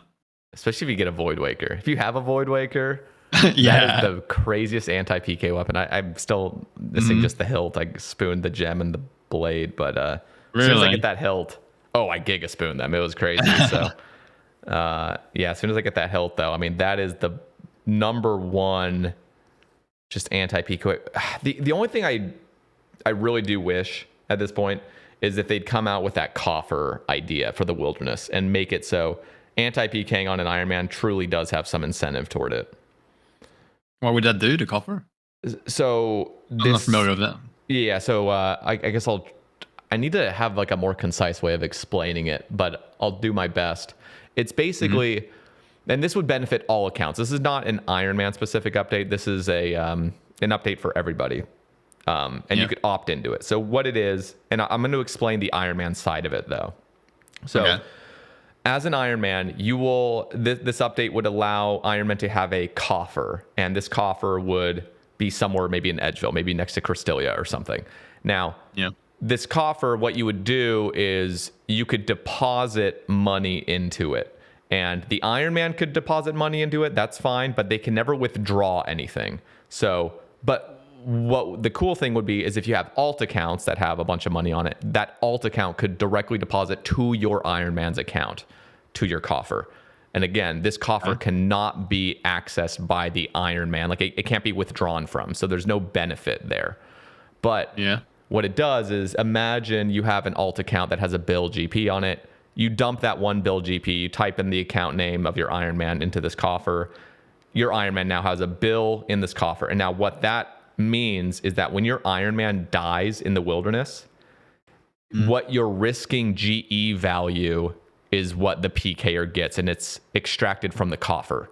So if you die out in the wilderness now as an Ironman, you actually just respawn where you would respawn with all the stuff you had on you. And the thing you lose is the GE value of it from your coffer. Yeah. And this would happen for all accounts. All accounts could utilize this. And the benefit of it is that if your Ironman now goes out there and wants to anti-PK, you can feel pretty good about bringing a Void Waker or bringing some switches to really anti-PK. Because the problem with being an Ironman, I mean, yes, we have the PK skull prevention, but a lot of the time you don't want to risk things out there because it's not a GE value to an Ironman. It's if you lose your Dragon Claws out there, you're talking 200 hours of trying to reclaim your Dragon Claws, which is just out of control, obnoxious. And in this situation, if you did somehow skull up and die or something, you would keep all that, but the PKer would just get the GE values worth. And then if you anti-PK somebody, that what they would lose turns into the GE value and is deposited into your coffer. So you actually now have an incentive to anti-PK because that's going to fund your own coffer in a way. So there is a reason to kill people. Anyway, there's more to it, but let me get your overall thoughts right now if you have any problems with it. I mean, it's pretty interesting, I think. I guess there is not really like a downside to the PK, like they still get their loot. I mean, I think it has potential.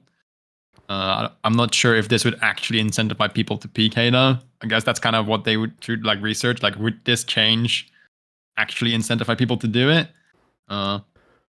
If it does, then I guess why not? I guess it does feel a little janky. I think like you die with your items, but you keep them, I guess, and then this GP comes from this coffer, and the PK doesn't actually get like loot; they just get money. I think that does feel a little strange, probably. The only thing I would offer, if that feels a little jank, is maybe the coffer, what it would have to do to incentivize the PKer even more. If people have opted into this, maybe it's a 10% additional cost. So whatever the GE value would have lost, it's that plus a 10%. So it's actually even more beneficial for the PKer in a way. I think what I like about it is the fact that anybody could use it, because originally it was just for Ironman, and then I had some backlash talking about, well, that would be unfair because mains couldn't use it. And I'm like, you know what? How about all accounts can opt into it? And what that ultimately means is there's less of a headache with the re-gearing process. Yeah, and I think a lot of people would actually like that in a way, like not because when you die on an Ironman, especially. It's just such a headache having to go get your stuff. Let's just say you lost some mystics. You got to go back to the fucking Wizards Guild and buy some mystic sets and all this other stuff. It's just, it ends up being a headache. And if you could just respawn with all the stuff you had,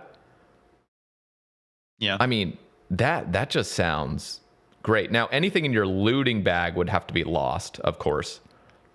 But all the other stuff that you would have on you would just be kept. And I think ultimately what it does, and to anybody that's imagining, oh, this is an Ironman update, it's really not. It's a PvP update, and the way I try to explain it is like right now in the wilderness, there's really not much incentive to ever fight back. It ends up being this kind of annoying thing where it's a pinata war. You're just trying to kill a loot pinata. And this is actually going to bring some genuine activity into the wilderness, I think. I think there will be a reason to fight back, knowing that if you do die, who cares? You've just respawned. You have all the stuff on you. It's the least amount of friction possible. It's so convenient to just die, and it just gets taken from your coffer. I think there's just some nice element to it where PKing now becomes less of a headache and more of like, you know what? I'll just fuck around and fight back because who cares? It's not that big of a deal. I think there's that going on alongside it too. But I think the only like concern, I guess, is that you're gonna create a difference between someone that has an alt and someone that doesn't have an alt, because someone that has a main account with a lot of money, like they can actually like abuse this, I guess, like in a way, like they can just bring all their gear they want and not really care because they have the coffer filled. But if you don't have that, like you have to use your own money on your Ironman. Or like beg a friend, like, can you please put money in my coffer? Like, I think that's gonna create a bit of a gap between people. Like I can do this, you can't. Like, maybe unfair.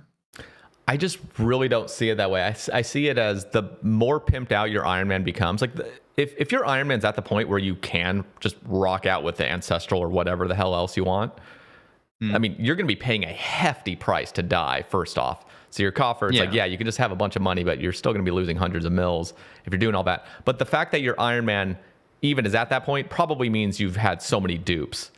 But for a lower tier Ironman, they don't even need to necessarily opt into this system. And when they do die, they barely lose anything in the first place. So you get like one duplicate and you're good in your coffer for a while. And plus, your coffer can be added just by PKing as well. Like, so like, you could go out there and be like, you know what? I kind of want my coffer to fill up. So let's go kill some people as my Ironman, That's fair. Yeah. Yeah. That's true. Yeah. Yeah. So, that's my idea. Now there's probably some things that aren't like fully worked out, but I think just the overall concept of it could actually be really healthy and, allow people to just have more fun out in the wilderness and not have it such a headache to die or to get attacked. I want to talk to you about stackable clues. Right. Yeah. So this is kind of a contentious topic, it feels like lately. Now, I want to preface this for those maybe listening in the future. We don't know what Jagex's new clue proposal is at the moment. They proposed something where you have like a stack of 5, and they were pretty stern on that being the limit. But they are going back to the drawing board because they had too much backlash on it. And so I want to hear your take kind of on stackable clues, where you currently kind of see them with the juggling tech, if you see anything wrong with what that current system brings and what you imagine Jagex will maybe do, and what your overall thoughts on what you would want to see from stackable clues. Yeah. So I've always kind of said I'm against stackable clues. I never really wanted them. Now I am juggling clues myself. Like, I always juggle clues. Not really because I want to, but because I can. Like, it's very strong. It helps my account a lot because if I get a wilderness step, I can just drop it and pick up a different clue and continue where I left off with the amount of steps I've completed. So it benefits my account directly by juggling clues. But I will say, when they proposed these stackable clues in the blog that they did, with the hard cap of 5, I think that was very essential for me personally. I was kind of okay with it, surprisingly, because I never really thought I would be okay with stackable clues. For me, this wouldn't change that much, right? Because it just means I don't really have to drop the clues anymore. I can just stack them up to 5, and then I'll start doing my master clues or whatever I want to do. But at the same time, I've heard a lot of concerns from other people that are like into like the very high level of doing clues or doing master clues, where they have like some serious concerns, like this is gonna impact their meta like significantly and lower the amount of completions they can get an hour. Which is, I think that's a very fair concern, it doesn't really affect me because I don't really do the clues that efficiently. So, but yeah, I think it's interesting, and I think it's good that they are probably not gonna take some time to give us a different proposal. Or what I did not like though is that they just gave us one solution, quote unquote. They're like, okay, we're gonna remove this 1 hour timer. This is our proposal. Take this or leave it, or just have a 3-minute timer. I'm like, I'm not sure if that's the approach we should be going for. I think that's really weird. Where it's like, okay, gun to your head, basically, like figuratively speaking. You can take this or you can have nothing, and I think that was very worrying, and that's probably why they went back to the drawing board. Yeah, what are your thoughts on that? Like the fact that they just gave us one proposal. Yeah, like no, I think that's wild. I'm with you. It felt really, first of all, it just felt out of place because I'm like, I had always imagined this whole stackable thing. Maybe this is the conspiracy mind in me. I was thinking this whole thing was leading to stackable clues in some nice, convenient manner. And the fact that they left juggling out for a year and then their proposal is almost looking at like, oh, we never wanted this to become a thing in the first place. I'm like, why did you leave it out in the game for a year then? That's how it was perceived by me. We saw this coming for like such a long time. Like it's like, okay, this is going to be added now. The 1 hour timer just randomly gets added out of nowhere. Yeah. And yeah, we kind of predicted like in the future there's gonna propose stackable clues because we don't like the 1 hour timer. But like it's like, no, you should not have done that in the first place. Let's be honest. But yeah, it's such a tough thing right now because what we currently have is so broken on so many levels, but everybody's gotten used to it. And because it's so broken and because it's so convenient, everybody, or most people, especially those that are doing clues nonstop, really have loved it because, I mean, it's just so good. It's so good. You can skip all the crappy steps you don't want to do. If you're going to be very, very efficient, I mean, nowadays, like you can set up stacks of clues in the proper position. So you would, and this takes a lot of effort initially getting all the setup, and you have to do a bunch to really start getting the muscle memory in. But there's so many cool ways of doing Yuri skips, like double agent skips and things like that, and making it so you're triple master.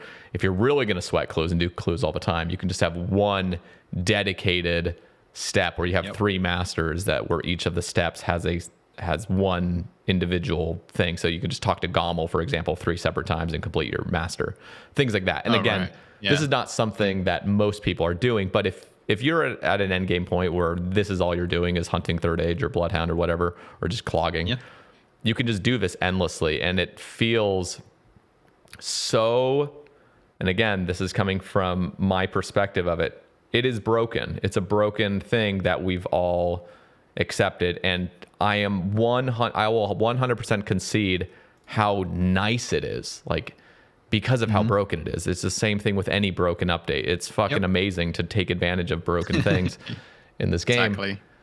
And I think, so I heard their proposal. I thought it was way too strict. I thought there was some things that could be fixed. But then I'm also listening to the people that are really on the don't change anything about clues. Like, keep it all the exact same. It's too good. It's just amazing how we have it right now. They've all gotten used to their systems that they have in place. They love how fast things have become. I mean, truly, clues have gotten like 4 times as fast within the course of a year. 4 times as fast. I mean, that's ridiculous to have one simple update that was not pulled to be that. So any nerf to this, like literally any change to this, is a massive nerf to the people that like the current system. And most people that do clues like the idea of being able to juggle because it just adds convenience across the board, even though there is the inconvenience of having to go reclaim the clues. So I'm with you though, where for the longest time I was against stackable clues, and then as soon as this update came out unpulled, I was thinking, okay, you know what? I would enjoy more having a form of stackable clues that Jagex kind of comes out with. and that we're not dealing with this weirdness of dropping clues repeatedly, endlessly. I'm doing it right now too, because it's in the game. Yeah, me too. Yeah, exactly. And I think we are living in a time where stackable clues actually is a good thing. I think because of the juggling tech, we've all seen like, okay, a lot of people do like more conveniences to clues. And so I guess in my head, I liked how I liked what Only Trail's video was kind of showing off. His idea was just a more simplistic thing. I don't know all the details he said, but it was basically just like kind of what Jagex had proposed, but just keeping things really simplistic and not having these weird things where like you need to do this amount of these clues to get the next tier, you need to do this amount of this clues to hold the next one. It was something more convenient where every clue has a certain point value to it, and as soon as you hit this amount of point threshold, you can stack another one, and then you can stack another one. And I loved that system. I think it's way more simplistic. And in my opinion, if it was up to me and I could play God of this game and just make whatever I want, I would love it if we could stack up to 10 ultimately. Maybe it starts with 4, goes to 6, 8, and then 10. I like the even number just because I think in my head I'm thinking of pickpocketing, and the fact that you can use a rogue's outfit and get double clues probably at this point would make it so getting 10 just feels better. Just ending on an even number feels better. And then what I'd want to see is a system, because originally my clue proposal, I made a video like 3 weeks ago talking about what I'd want to see, and it did still have that juggling aspect to it. In fact, it had this system where you could just hold more clues in your inventory, but then I recognized some people commented saying like, I don't think Jagex's engine can handle this. And I'm like, that's a good point. So it probably can't. And so now I've kind of revised how I see it, and I'm like, you know what, if we could stack up to 10 and we can withdraw from the scroll box freely, there's a 3-minute timer like before. So there still is an element of juggling if you really need to juggle one. But I think what's essential to this is making it so the amount of steps you've completed is locked onto your player. Meaning if you get another clue, there's no resetting. It doesn't reset where you are with the next thing. And I think that is the convenience that most people and snowflakes want, is they want a system where if you can't do a certain step or you don't want to do it, just drop it and then it'll disappear and you'll continue on. Even if you got additional clues, it'll continue on with that step count. What are your thoughts? I mean, that would solve the fact that I want to have to juggle, basically. Like right now I feel like I have to juggle in order to like get a somewhat decent completion rate for like a master clue. So I guess like if I didn't get a master clue, I just can decide to just do it regardless of whether I have another master clue to juggle with. So I guess that'd be kind of convenient. It would definitely fully change everything in like how I look at clues, I guess. I don't think it's necessarily a bad thing though. Like, yeah, I think I'd be for it. I think that'd be nice. Yeah, it definitely would have a very different feel to the clue scroll whole thing, I guess. But I don't think it's a bad. Yeah, I don't think it's really a bad thing. Like if you get this, I don't know. Like there is an aspect where like you get this clue scroll with like a BGS requirement, the Bandless Buddy, so like item requirements. And you're like, oh, I don't have these items, but I'm like almost done with this clue scrolls. You know, like I've only one step left. I guess I have to grind these items now. Like it gets kind of gets rid of the incentive to go through that, and just end up like dropping the step and just hoping for the next master clue to like end up being a completion, I guess. So I guess that you kind of get rid of that aspect of clue scrolls where you're not really that incentivized anymore to do the step. It's true, but I guess it does add up though. Like the amount of times you'd have to drop that step, like exactly. I think masters are still valued quite highly, where you really don't want to be dropping stuff, and there always will be that incentive to just go complete it, go get that item step. But it's not going to completely throw everything off, because right now we already have a system to bypass what we currently have. Like you just juggle as many as you want. Now, as I'm saying this, I can already hear the angry voices of, with this comes out, the system you're proposing, clues are just going to be the most simplistic brain dead thing now, because you can't do these juggle techs. You can't, map out your route better. You can't, there's no complexity to it. You're removing all the complexity. And I get that. I really do. Yeah. And that's why, honestly, lately I've kind of taken a little step back. I'm still throwing out my proposal, of course, because I still care about clues, but I'm not going to lose any sleep over what Jagex proposes or what ultimately the community decides on, because it is such a complex thing. And what we have, a lot of the people that are doing their clue scrolls, if super efficiently right now, love the system they have. And it's just like, and so, originally I had this middle ground idea, so that was going to help. But then even some people that don't know how advanced the clue tech got thought that my middle ground proposal was like the most broken thing ever. And I'm like, you do understand that right now, currently in game, we have this broken system that you can take advantage of, right? I don't know. The whole thing is just like, it's too hard, because you're not going to be able to please everybody at all. No matter which way you go down. And I mean, I guess a way to please everyone, it would be kind of broken, I guess. But like, what if you just leave the 1 hour timer and just add stackable clues regardless? Like, that would keep the players that are currently doing that's the thing though. Like, they kind of were so adamant on it. Like, we're gonna remove the 1 hour timer because it shouldn't be a thing, right? But if so many people really care about it, if there are stackable clues, and the people that don't really care about it, the people that just drop them because they want to get multiple clues without having to like do them straight away. Like, for example, when I'm doing Chiron bonds right now, like, I don't do the clues straight away. I just drop them and do them later. Like, those people will be satisfied because they just get the stackable clues and they just do the clues later, or like they normally would dropping them. While the what's already clue people, they still get their 1 hour timer. They still get everything they're currently doing.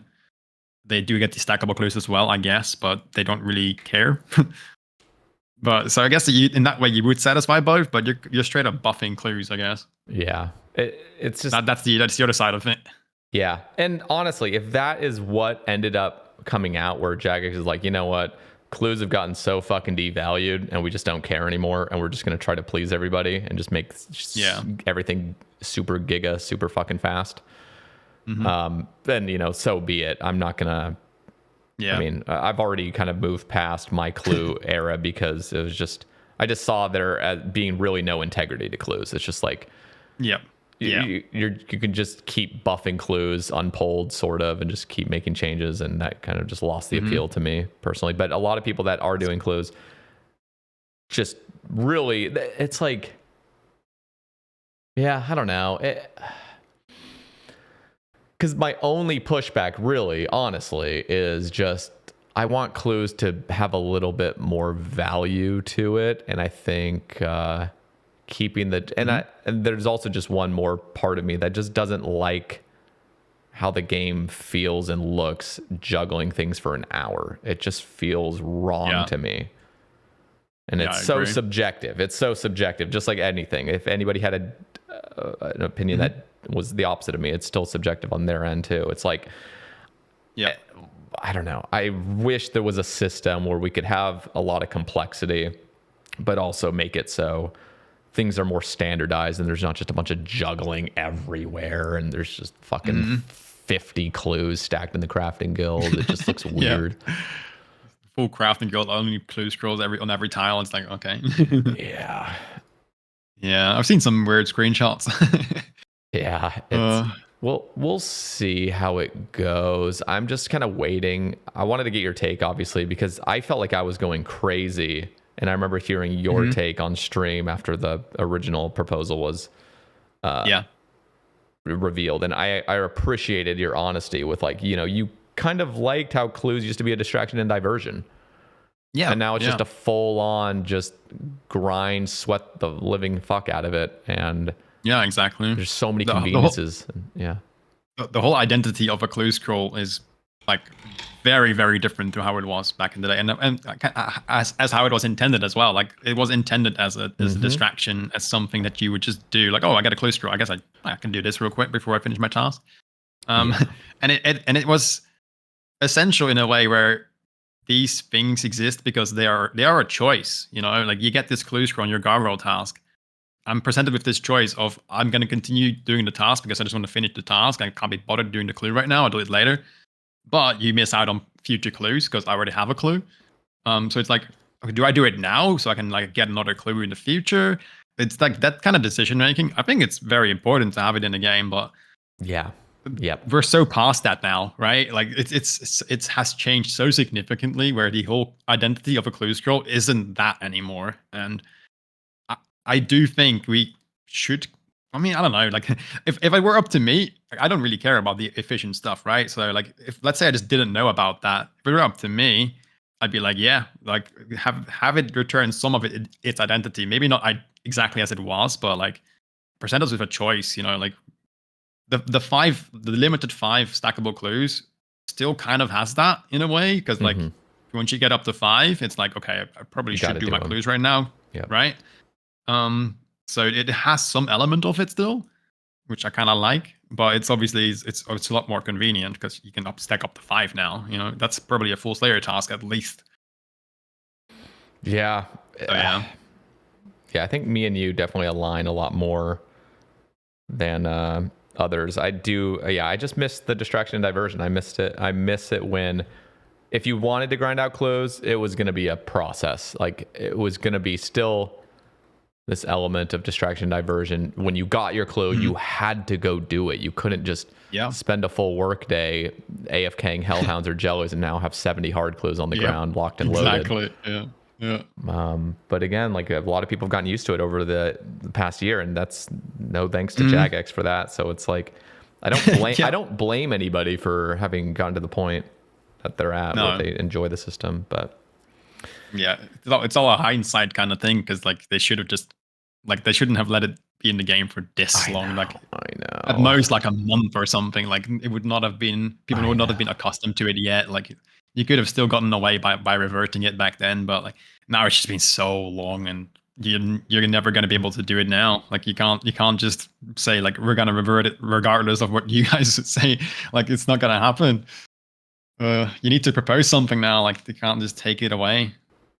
Yeah. But yeah. So I guess we'll just see what they come out with, and no matter what they do, I personally would like it if they got rid of juggling, just to get rid of the hour timer. I think that's the thing that just upsets me most is just how funky everything looks. But even if they kept that, I'm like, you know what? Whatever. I'm gonna stop thinking and caring too much about it. Just whatever the community decides, whatever the team decides is whatever at this point. Yeah, so. I agree. Like I used to be like a bitch when it came to like the integrity of things. I used to care so much, but now it's like I guess like it's out of my hands. Like there's so many people that have very different opinions, and I respect that. So I can appreciate someone else's view on things these days. It's like okay, I get your point. Like I don't necessarily care, but I get that you care. So I'm willing to consider what you're saying or what you're thinking about it. Even if it doesn't really benefit me in any way. I was with you as well. Like I was definitely much more into integrity. I mean, you look back at my old rambles, even I was definitely much more.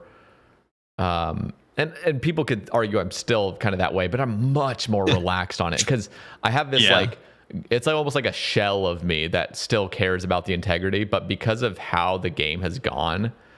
And because of my changed mindset as well, that I actively changed for myself to enjoy the game more, it's like, I just don't care as much. I'm like, you know what? Whatever the game turns out to be, I don't want to. I don't want to go down the route of this is no shade at all. I fucking love Automelogy to death, but I wouldn't want to go down the route of like full quitting the main game because I just can't enjoy it because of me wanting this game to be a certain way.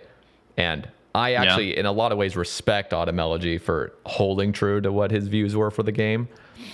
I think for me, it's just if I were to keep digging my heels into the way I want to see the game, it's just not going to happen. It's just going to make you resentful in a lot of ways. Yep.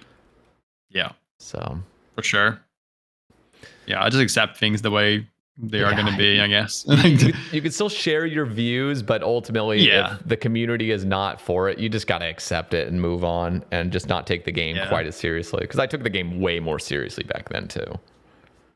Like Yama is a good example. Like the rewards for Yama, I was very much against a lot of those things, actually. I was against the surge potions. I was against the depth charge upgrade. It's like, what is that? So like, broken. it's so broken. It's so powerful. Like depth charge as it is already insane. If you give like literally double the strength of it, like, I mean, obviously it's going to be like somewhat niche. You can't always double depth charge everywhere, but it's so powerful. It's so broken. Every world record is going to be broken after this update. Like nothing is going to stay. Like everything is going to be beaten. Surge potions as well. Like we're getting so many special attack updates, like depth charge upgrade. We got the surge potions. You're going to be constantly specking things. We got light bearer. Like it's going to be specscape, I feel. Yeah. Specking is like the biggest DPS. Yep. And you have to share your thought, because I was the same with the Avernic treads. In my head, like I don't like how intense the power creep is going right now. And in my view, I'm like, dude, Avernic treads, all you needed to do was combine the stats of the 3 boots, add nothing more to it. Yeah.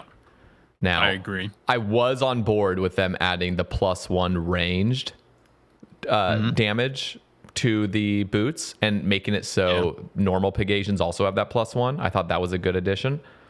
Yeah. Just because I thought, because there's these new Tribird brutes, you could definitely just have the Pegasians also have some buff to it. But I don't. The fucking the treads are insane. They're insane. What I don't like about the treads is that you suddenly have this one pair of boots that is best in slot for each attack style, and that I think that's really bad, because it's like, you know, this little like this meme of like the figures that you're like, oh, through the square hole, like even if it's not a square, like just put everything through the square hole because everything fits, right? So like, oh, what boots do I use? Oh yeah, I use these because it's the best in slot for every attack style. It's like, no, that shouldn't be a thing. Like, I think that's really weird. I mean, obviously there is room to add different boots, right? You can add boots in the future that are best in slot for melee, and they surpass these treads, right? But we're gonna have a state of the game where that's not the case, and where these boots are just gonna be best in slot for each attack style, and I think that's a really weird game design. The design I understand, because I was actually one pushing for something like this, because one of the things that people started getting upset with was the fact that they now need to bring a boot switch. They need to bring their Eternals because it has mage damage, and it's so good with the Shadow, and now it's a 9-way awkward switch if you want to maximize it. And I think in practicality, it's so much nicer to have a full-on 8-way switch. It's just in 2 rows. And that just feels better. And so I was always like, yeah, it would be cool to combine a slot, like a glove slot or a boot slot or something that just makes it so you do have that. But in my head, it was just combining them, not making them combine plus add a fuck ton of DPS to it as well. Okay. It was like, So my thoughts on that is like, you can choose to have the maximum DPS. You don't have to. So like, I think that's that's kind of what I was saying with the clue scrolls earlier too. Like, you don't have to do these things. It's a choice. It's a choice that you're making as a player, and it's a valuable choice. So if you want maximum DPS, you go for a 9-way switch. If you don't want to do a 9-way switch, then don't do a 9-way switch. But accept that you're gonna miss out on these boots damage, I guess. So that's kind of my take on it. No, that's and so I think it's weird that this becomes a thing. Like our Arania boots, for example, I think that was fine. Like a lot of people rock those boots, the Tribird boots from the X Knights. They're not best in slot. They're weaker than all the current Cerberus boots, but they're like equivalent to like Dragon boots, Diad boots, and like Infinity boots, basically. And I think that's fine. I think that is totally acceptable. They like lack defensive stats as well. It's just a way to like have a convenient, like a conveniency, but it's not like best in slot. And a lot of people choose to opt for that, and I think that is okay. But you're still accepting that you're not wearing absolute best in slot. And that's a choice, and that's okay. Yeah, but yeah, that's my take on it. I lean on that more. I think, and again, I would actually agree with you based on what we are currently going to be receiving, which is the Avernic treads, which are just absolutely busted in so many ways. Yeah. And I was much more okay with a tribrid boot that was exactly the same stats as the 3 Serb boots. I thought that was I thought just the convenience factor is what makes this reward so good. Is that you are able to combine all 3 boots. You have to get them in the first place. You combine all 3, and that is the beauty of this update. And then in the future, you can easily add additional boots that are going to be more powerful over the years. And but now on top of making it a combination, it's just out of control, busted in every possible way. So there's no boots that even get close to competing with them. Yeah, exactly. Yeah, that's wild to me. And this is it's the community's fault too. It's like the community wanted them to be so much better. The community is so like weird in the fact that like they're so worried about like power creep in one way, but they're so into it. Like they need everything to be super fucking powerful, or else it's like a disappointment. Like, oh, these rewards aren't good enough. It's like, bro, like they're fine. Like, holy hell. That's my view, though. I'm way more of a just go slow as humanly possible with power creep. That's my take. Yeah, no, I agree. I think some things are just way out of hand. Like with how much they like give the people. It's like chill. It's fine. Like we don't need everything like straight away like this powerful. Like it does worry me a little. Like the fact that these things come into the game so easily. The horn as well. Like I feel like it's gonna create a very unhealthy meta for like mains, and probably also gonna be an issue for Ironman. We're like teaming up for people with like TOB or something. Like people might not want to go with an Ironman anymore because this horn is a thing. And I don't know, because I don't think the horn works on Ironman. I'm pretty sure, maybe. I can't fully remember what they decided. Originally, it was gonna be Ironman can use other people's horns, but only if they have a horn of their own.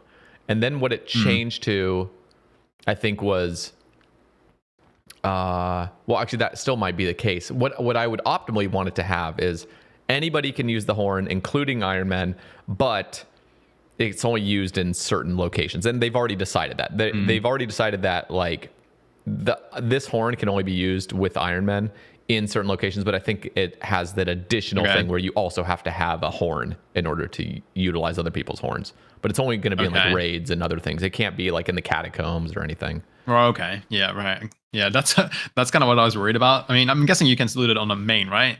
Yeah. But mains have always had spec transfer already, so that is true. But like, it's gonna create this meta where you're kind of like required to have an alt with a soul flame home if you want to do something like efficiently. Like it's like, okay, so like I'm killing Thermi, I'm gonna have this alt with the soul flame horn, maybe even sec 2 alts with one. It's like, I don't know, I think that's such a weird meta that's gonna be created. I'm not sure if this is gonna be a meta, by the way. Like I don't really use alts that way, but I can see that being a thing where like you're just gonna have a bunch of alts with soul flame horns, and I don't know, I feel like it's so weird and odd, but maybe we'll see if that happens, I guess. I think it's almost inevitable. I think it's strange. I agree. I think they are trying to add some new team-based coordination elements to this game to add some complexity. And I think no matter what they do with that, it's going to cause some issues in the game, like a wider game. I think it's just like inevitable. But I do admire them trying to come out with something that's more like team oriented. I think the red gem at Toa was like their first kind of try at it, and it just didn't really, it's just not as powerful as people would want.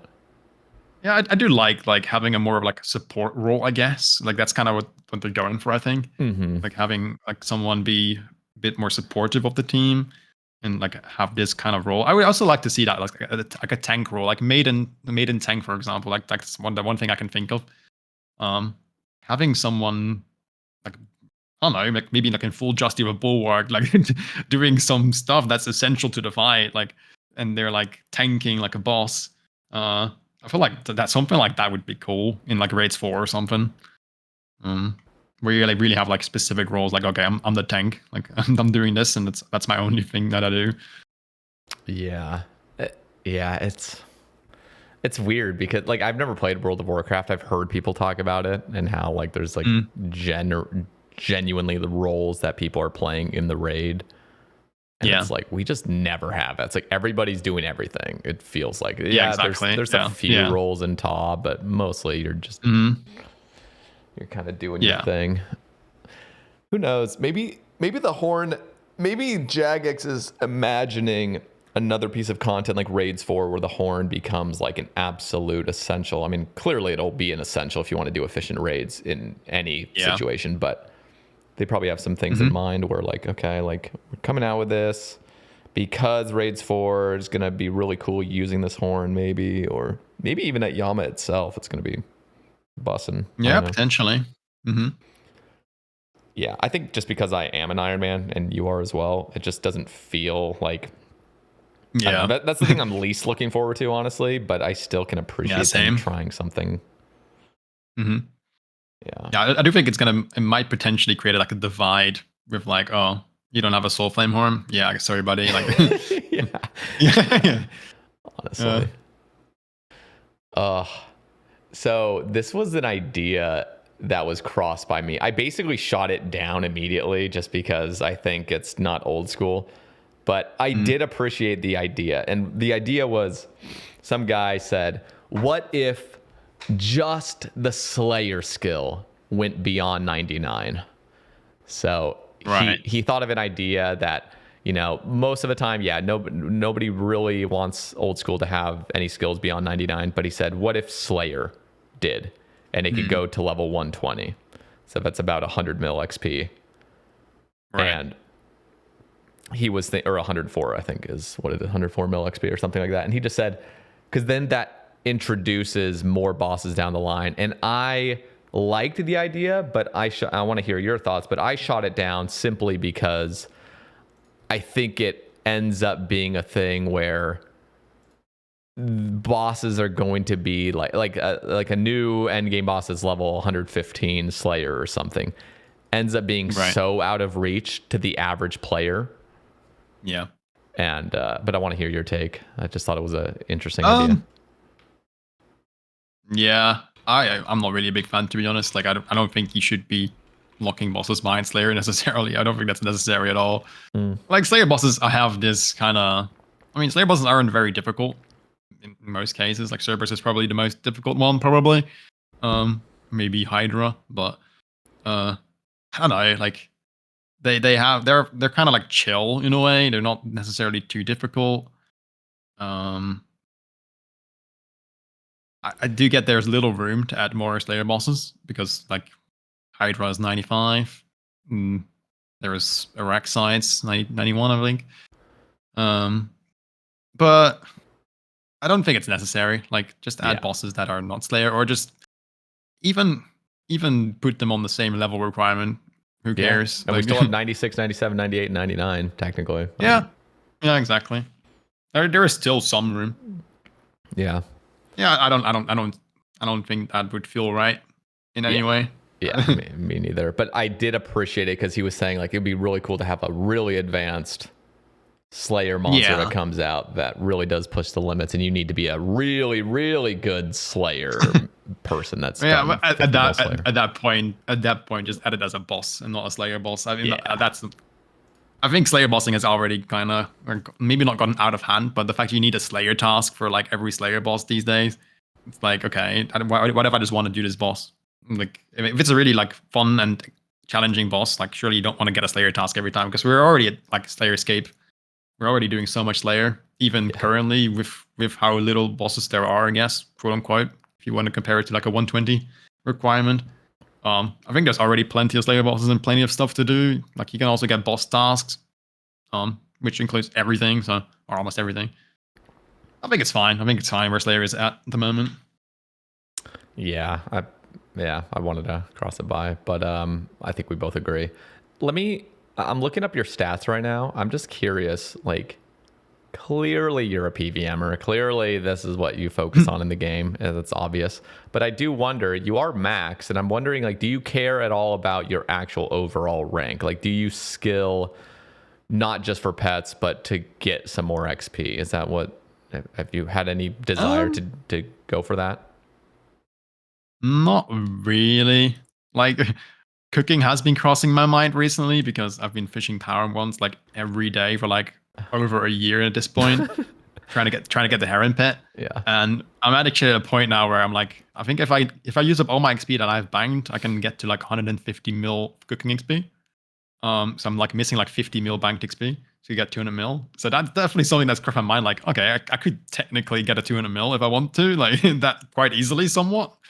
It's pretty fast as well, but I'm not really a skiller like you said. Like, I recently looked up my EHP, my efficient hours bossed, and my EHP, efficient hours skilled, and my EHP is higher these days than my max speed, my EHP. So I've done more bossing in this game than I've done skilling currently. And you're max, which is kind of funny. Yeah, wild. But yeah, like maybe at some point, like I would like to get like 1 bill total XP, but that's just gonna happen through PVMing because easily combat XP. I'm probably gonna hit my first 200 mil like maybe this year even. Like my strength is getting up there. It's 143 mil now almost. So yeah, that's what happens. Eventually, that's when you know you're a PVMer, is when you get 200 mil strength, 200 mil range, 200 mil HP. That's just like what everybody ends up getting. Yeah, I'm kind of not looking forward to it for some reason because like depressing. I feel like it is. Yeah, because I want to like train something, so I feel like I'm forced to go on attack, and then I lose on max hits. It's like, oh. Yeah, the real Giga Chads never switch. They just keep doing strength and they gain nothing. Me on when I was on Sae Bae, I switched. In fact, let me look him up. Because Sae Bae, I switched to attack, and I have 159 mil attack. Oh damn. And then I started working on defense as well. So like basically, whenever I would use like a lance or anything like that, I would put it on defense because I'm pretty sure. Wait, maybe the lance does have an option to get just attack. Whatever weapons would allow it's shared. Just the shared. Yeah. Okay, yeah. If it was shared, then I'd always go to defense. Then any other weapon would be accurate. So, including my scythe, which now to be fair, if the scythe had to be on crush, I would just obviously put it on crush. I'm not going to obviously lose all that DPS, but yeah. I was using my scythe on slash on accurate, so because I like. I've actually been like, I liked it. Yeah, that's fair. Yeah, that's fair. If I'm doing like a task, like, especially now that I'm gonna start doing Konar, it's like if I get a task where I'm just like killing necros or something with melee because I have to do it like in the in the Perf dungeon. Like I would probably start training like attack or something because it's not as relevant there. Like if I go in and max it or not. Yeah, that's true. So I'll probably start doing that just so I can like create a little bit of a buffer so I can still train my strength. I don't know. We'll see. Yeah, it just depends on what your goals are. Because my goal is definitely much more completionist minded, where I did want to keep gaining XP. I wanted the XP to keep going up. So yeah. I definitely care to some extent, but like at the end of the day, it's not that big a deal. Yeah, I like seeing my rank. I'd like seeing my rank go up, but I don't really grind for it, if that makes sense. So I occasionally check my rank, like total level high scores, and like I'm very close to the second page, I believe, like rank 50. So I do kind of care, but not enough to the point where like that's actually a goal of mine. I just like seeing it go up passively. Now, do you have any thoughts of playing a different account? Like, have you ever had any desire? I mean, you've been max with a Zuck helm for so long. Are you just absolutely still totally stuck on this account? Or have you been like, it'd be kind of fun to take a break? So there was this time where I was kind of getting very burned, and there was all this new content coming out with Varlamore and Varlamore Part 2, where I just really was craving something new. So I did make another account. I've streamed it as well, so it's not like it's not really like a big secret. I have not made any videos on the account though, so like in terms of my YouTube audience, it's quote unquote a secret. But I have been like recording a lot of stuff on it as well. But I just wanted to do something else. So a lot of new content has been added to the game. I wanted to experience it. I just wanted to do something fresh. So I have another account, and originally the goal was going to be to do like a road to GM, but like minimalist style, like do the absolute minimum that I could do to get Grandmaster. That was the original idea. But the more I thought about it, the more I was like, this is way too complex because I have to explain every rule. Like, can I do this? Can I not do that? I'm like, maybe this is not the play. Like, I want the rules of my series to be understandable to everyone. So then I kind of switched it to no mega rare Grandmaster, which is quite yeah, exactly. What if I pull one, right? Like, I've not really decided what I would do with it in that case. I would just not use it. That's my initial response. But I could also just alk it or drop it. I don't know. Or give it to a random viewer. I don't know. Yeah, I've not really decided on that. But that's kind of the goal right now of the account. Now, I don't know if I'm actually going to make this series or actually going to do this series because I also want to do the group hardcore. And I would definitely say that takes priority over that account by far.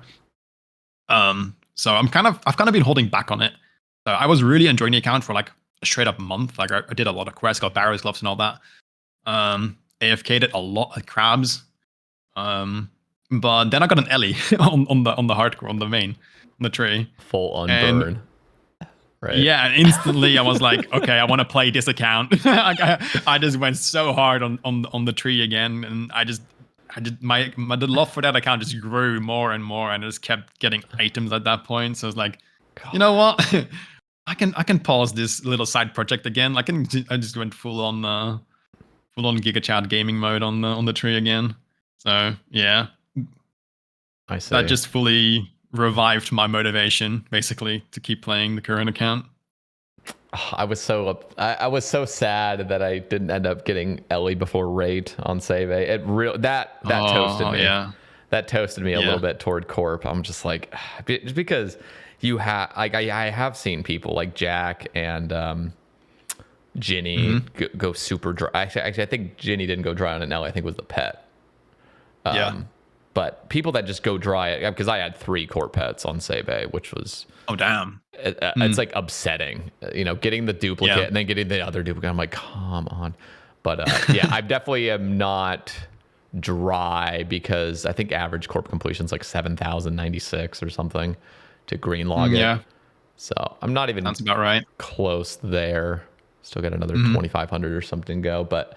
Yeah, as soon as that happened, I was like, oh, fuck. Because Ellie has always been my dream item. Even though it's pretty useless, it's always just been like that dream item. Well, you have an Ellie, Yeah.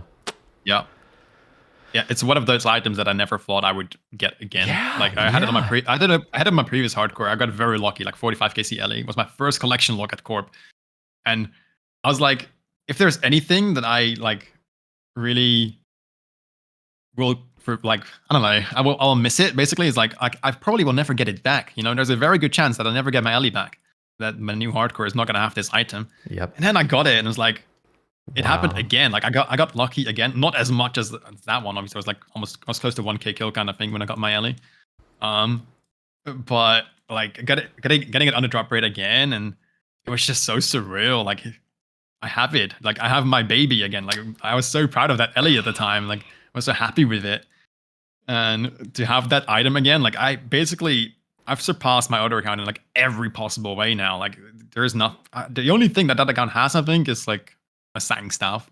that's the only item I'm missing from 12 on this account. But like, yeah, it's so nice. I actually have used it a lot as well. Like I used to get KQ. I used it at Kriara. Like it is getting a fair amount of use, and wilderness, of course. Like I bring it into the wilderness every time when I go in there. So it creates so much more security. Like I feel so much safer with an Ellie equipped. Oh yeah, it's so good. Like I just love how it looks too, dude. I'm still actually so butthurt. I actually went to Kriara on this account, and I just looked back at one of my videos just to see how like I set it up, sort of.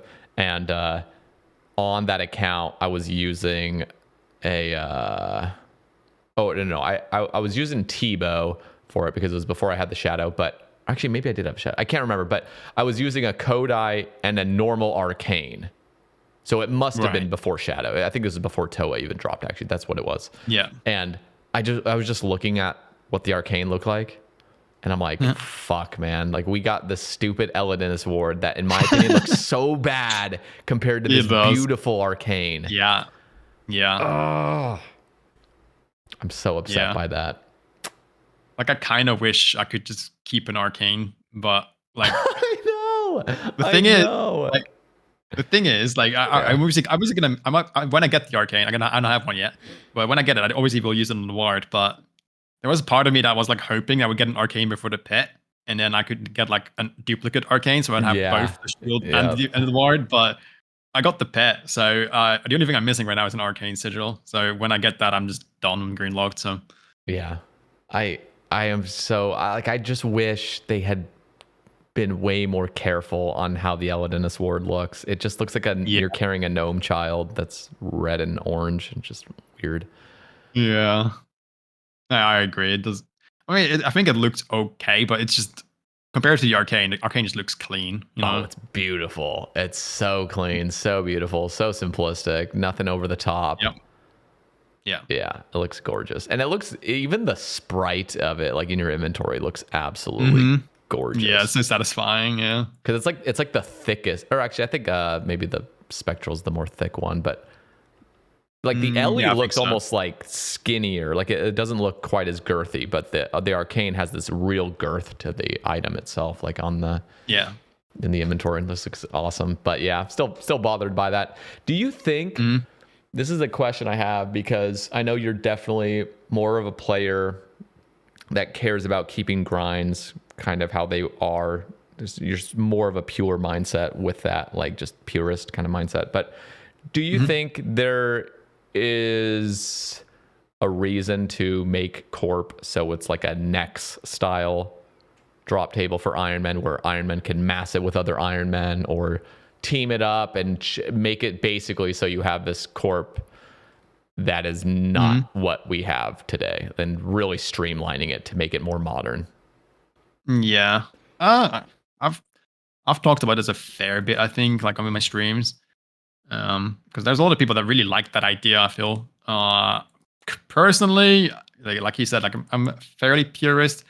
I mean, it's not really that I care too much about Corp. I just think it's fine that we have janky bosses in the game. Like, I think that's kind of charming in a way. I think it's okay that there's this boss that you, like, if you want to, you can like decrease its stats by speccing it a certain amount of times. I think that's kind of like, like in a way it's kind of cool, I guess. Like there is a way for this boss to be soloed when it wasn't intended to be soloed. Obviously, there is methods nowadays where you don't even have to drain its stats, only like do some Elder Maul specs or some Drug Warmer specs, and you're fine. But as a hardcore, I wouldn't be doing that, obviously, because it's quite dangerous. But I think it's cool that there is this boss that you can kill in this way, like even if it's very slow as an Iron Man. I think it's fine. Personally, I just accept it that it's part of the game, and it's just something you do when you really want to. Like, it's so unnecessary to grind Corp. Like, you don't need the sigils for anything. I'm kind of the mindset of like, don't touch it. It's fine to have some boss in the game that might not be perfect.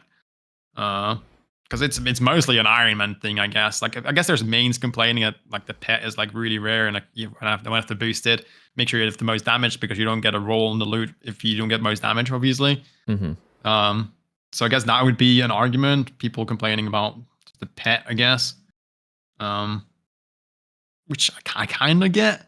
Like, you can group the boss, but don't get kill participation for it. I don't know. What do you think about that? Like, should they get a roll if they did some damage? Like, I don't know. I think that's a bit odd. I'm with you with, I like the jankiness. I think Corp is a little bit different than like a place like KQ. Like, people want KQ to be super, super modernized. And I'm like, you know what? Yes, really? I think KQ could have some adjustments made. Like, one of them is 100% accuracy is just stupid. It should just have really high accuracy. Like, your defense, your armor and stuff should do something. Like, come on, like real nothing. So I think like that could be adjusted. I just think that cave down there should be smaller or just make it so KQ spawns closer to you. I think just the running up to it is just obnoxious, kind of in a way where you just take two massive hits to the dome before you even start attacking. So there's like little things like that, but I enjoy how KQ is. I like the simplicity of it. You can do step unders. If you're rocking the scythe, you can do the step unders with Ring of Suffering plus the Ultor going on, plus doing a 1-to-1. That stuff feels great if you're willing to do that.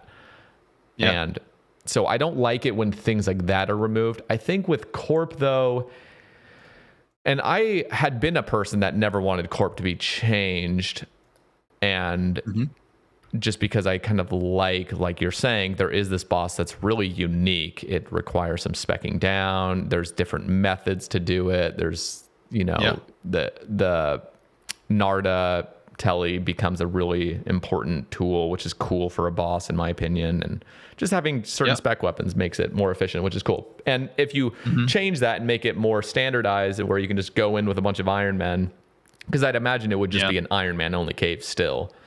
Actually, they would probably need to change something. At that point, you just remove the Iron Man instance of it. Yeah, but I don't know.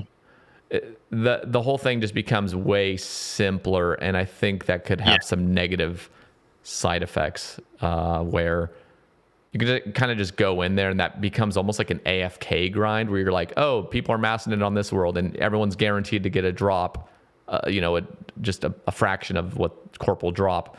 But knowing Jagex and what they did to Callisto, Jesus Christ, you can go in there with a 10-man, kill it in 5 fucking seconds, and pull hella loot. Like, you're still getting 150 mahogany logs for doing one hit on Callisto. Like, that's wild. No, oh my God, I have so much to say about that, but it's whatever. So Corp, I think could stay, but I'm pretty indifferent. I think it would be okay if Jagex did propose something, and I think it's just because those shields are so fucking rare.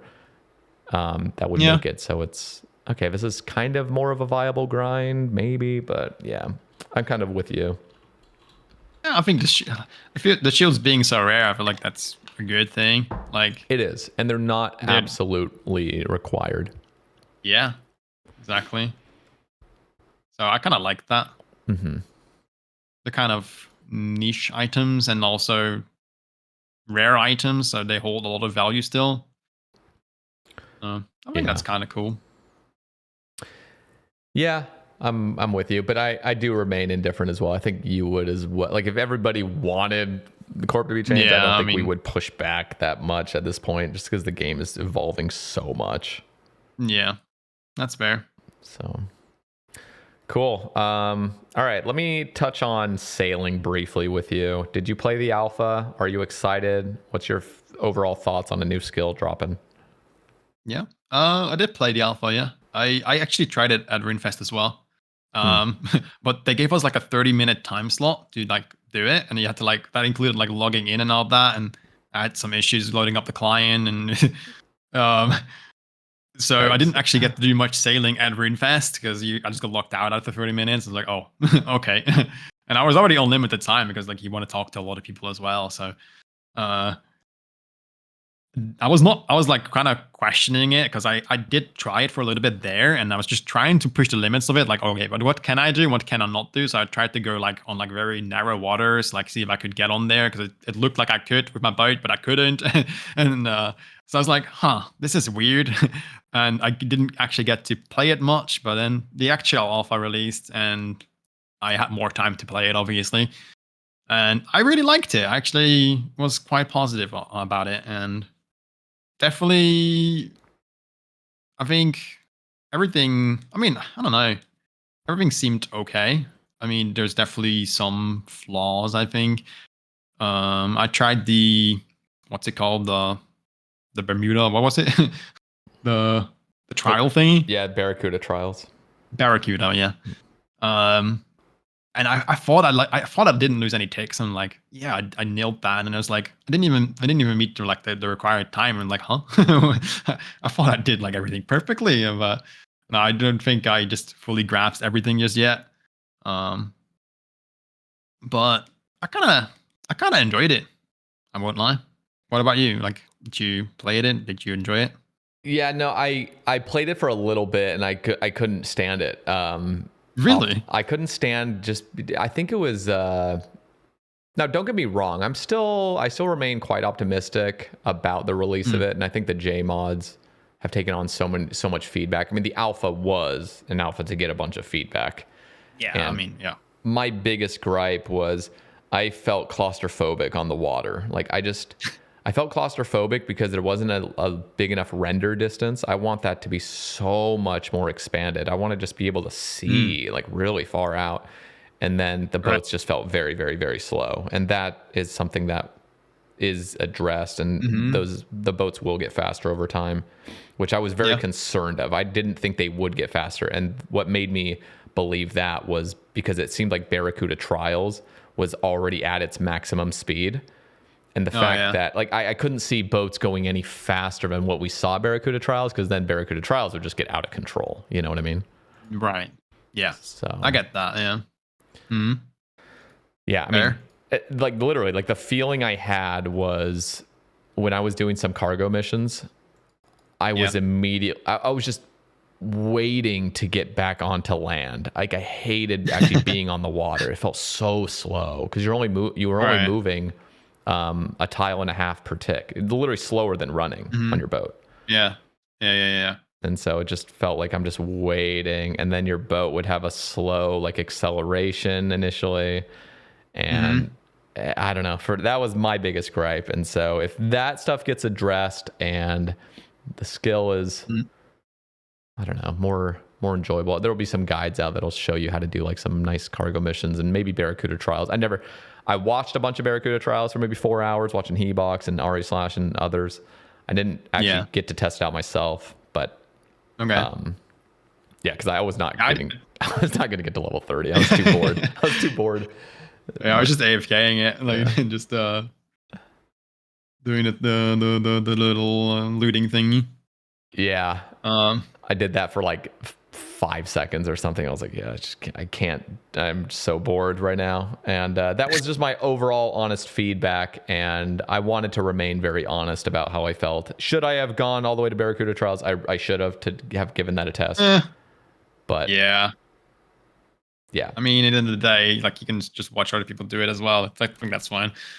But yeah, I think for me, the biggest thing was the navigation, because I didn't understand. Like when I was at RuneFest, I didn't understand how I would like move, and like I thought that if I clicked somewhere, it's gonna go there, but it's just for the direction of where your ship is going. So that's the part I didn't understand at the time, because everyone was like so rushed and everything. Like I didn't really get the chance to read much.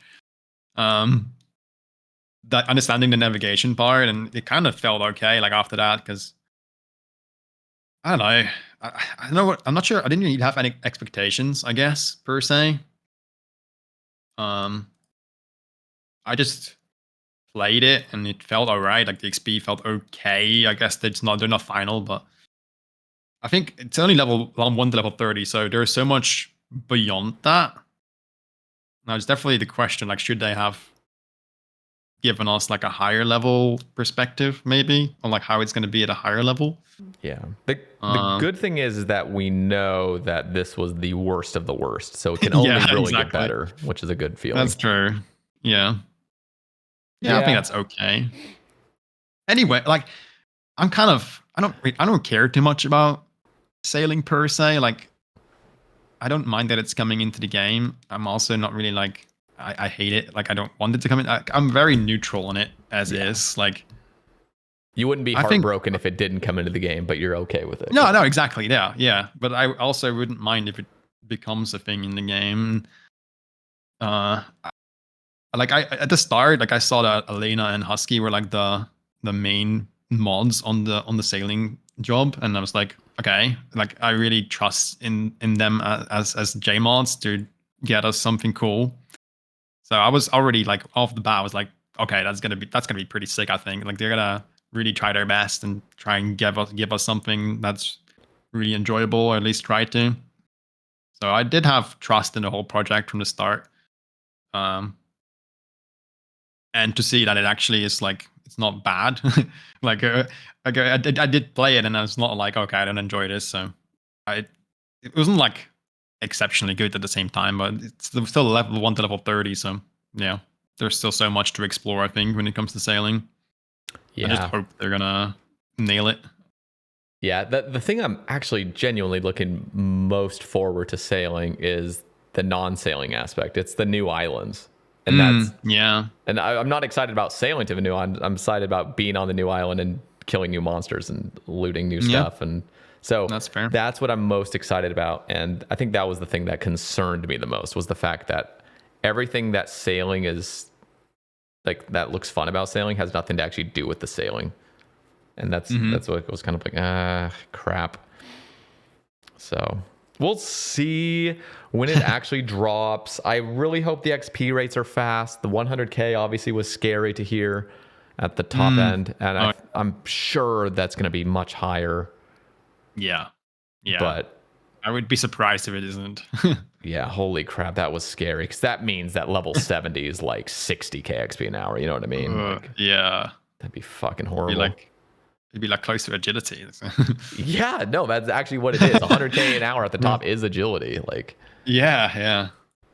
Oh, that would be painful. So I'm really hoping that it's just way, way higher, and that people can just enjoy their time and not have to have it such a beefy grind. So yeah, I agree. Okay, well, let's think. We'll kind of wrap things up, and I think I have just a couple more things to maybe touch on, and if you have anything, feel free to let me know. But I want to ask you, do you have any thoughts on reward ideas for Raids 4 next year? We have no idea really what's coming, and I just wonder, have you ever thought, like, do you think about in your free time what you would love to see in the game as a new like reward? Not really. Like, I love hearing ideas from people, but it's not like I'm coming up with something myself. Like, I guess I would like to see, like, kind of what they're trying with the horn, like a more like supportive role kind of thing idea. Like, I think that'd be kind of cool. I wouldn't know how it would really be fleshed out, I guess. Like, I have no idea what kind of actual item I would put in, but I think something along those lines would be kind of interesting. I guess they're already trying that with the horn though, but yeah, I don't really know. Like, we have the Sae, we have the T-Bow, we have the Shadow. Maybe, like, I think you mentioned it on one of your podcasts as well. Maybe with Nox, like having like a faster weapon. Yeah, It would be interesting because like, yeah, you get punished way more for losing takes, right? Yep. I do think that's interesting.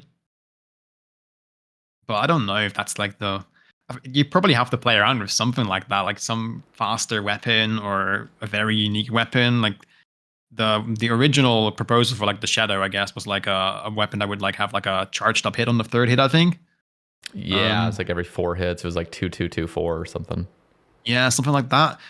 Something like that could also, I think, has potential. Like some uniquely timed weapon where you like require a lot of skill to get the full potential out of it.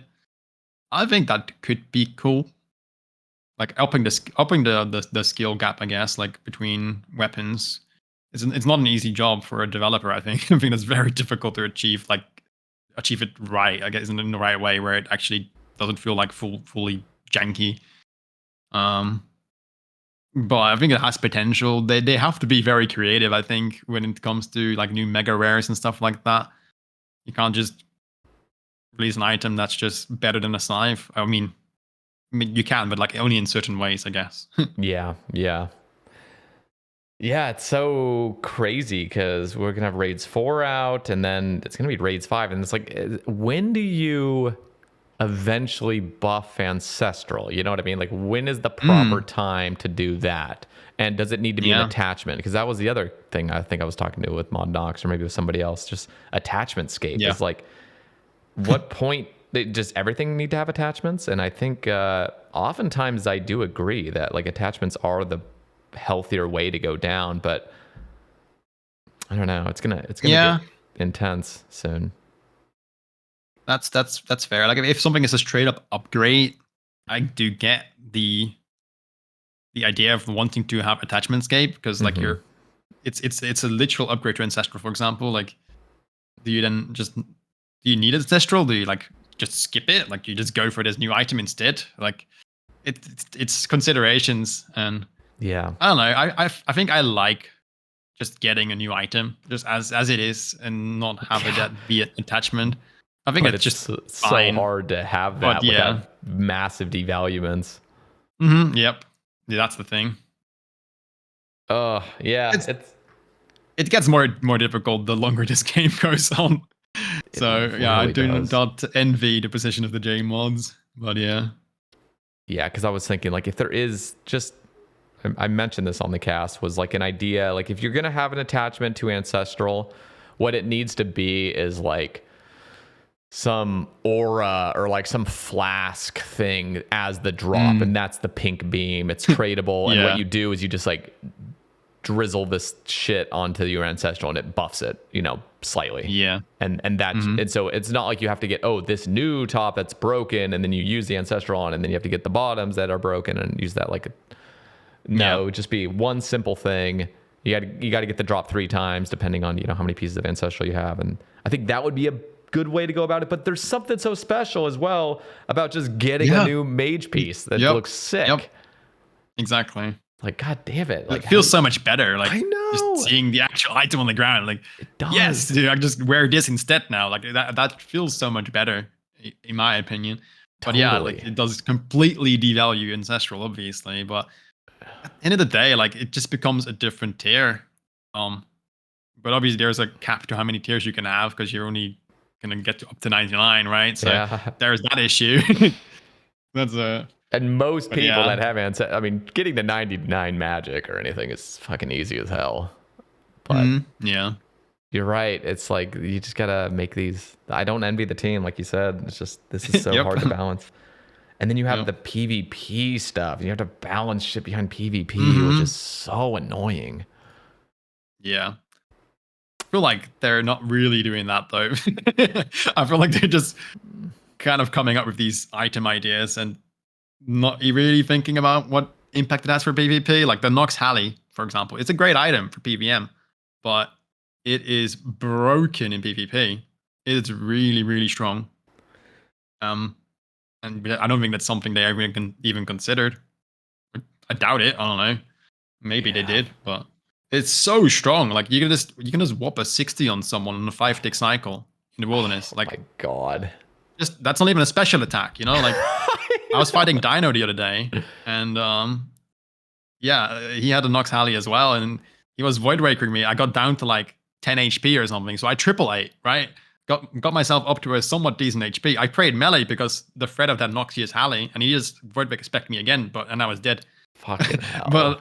But Dino said to me, like, yeah, you did nothing wrong there. You should have prayed melee, because that Noxious Halley could just combo you out. Like, once you do your triple E, he hits another 50 on me. I can't outlive the Void Raker anymore at that point. Yeah. Like, it's so strong. But yeah. Yeah, I often wonder, if we're ever gonna get like legitimate HP increase. I mean, again, this is something that's very anti-old school, and we already mentioned it with the Slayer going above it. But like, when you have more and more weapons that are just destroying you, and just imagine, I mean, this is something I've been wanting, is a Piety 2.0. I mean, I think I'm against personally the idea of a brand new prayer book. But I think having a new prayer that's maybe level 85 or 90, that's a new offensive prayer, because Piety's been the thing since the beginning of old school, and that's crazy that that's not been upgraded yet. So if we get a new Piety, and then you're using the fucking whatever else, Void Waker and Noxious Halley and whatever other new gear comes out, like Christ, we're gonna be getting railed out there. So I wonder sometimes, like, do we need an HP increase? Do we need something going on? Yeah, or like better food. Yeah.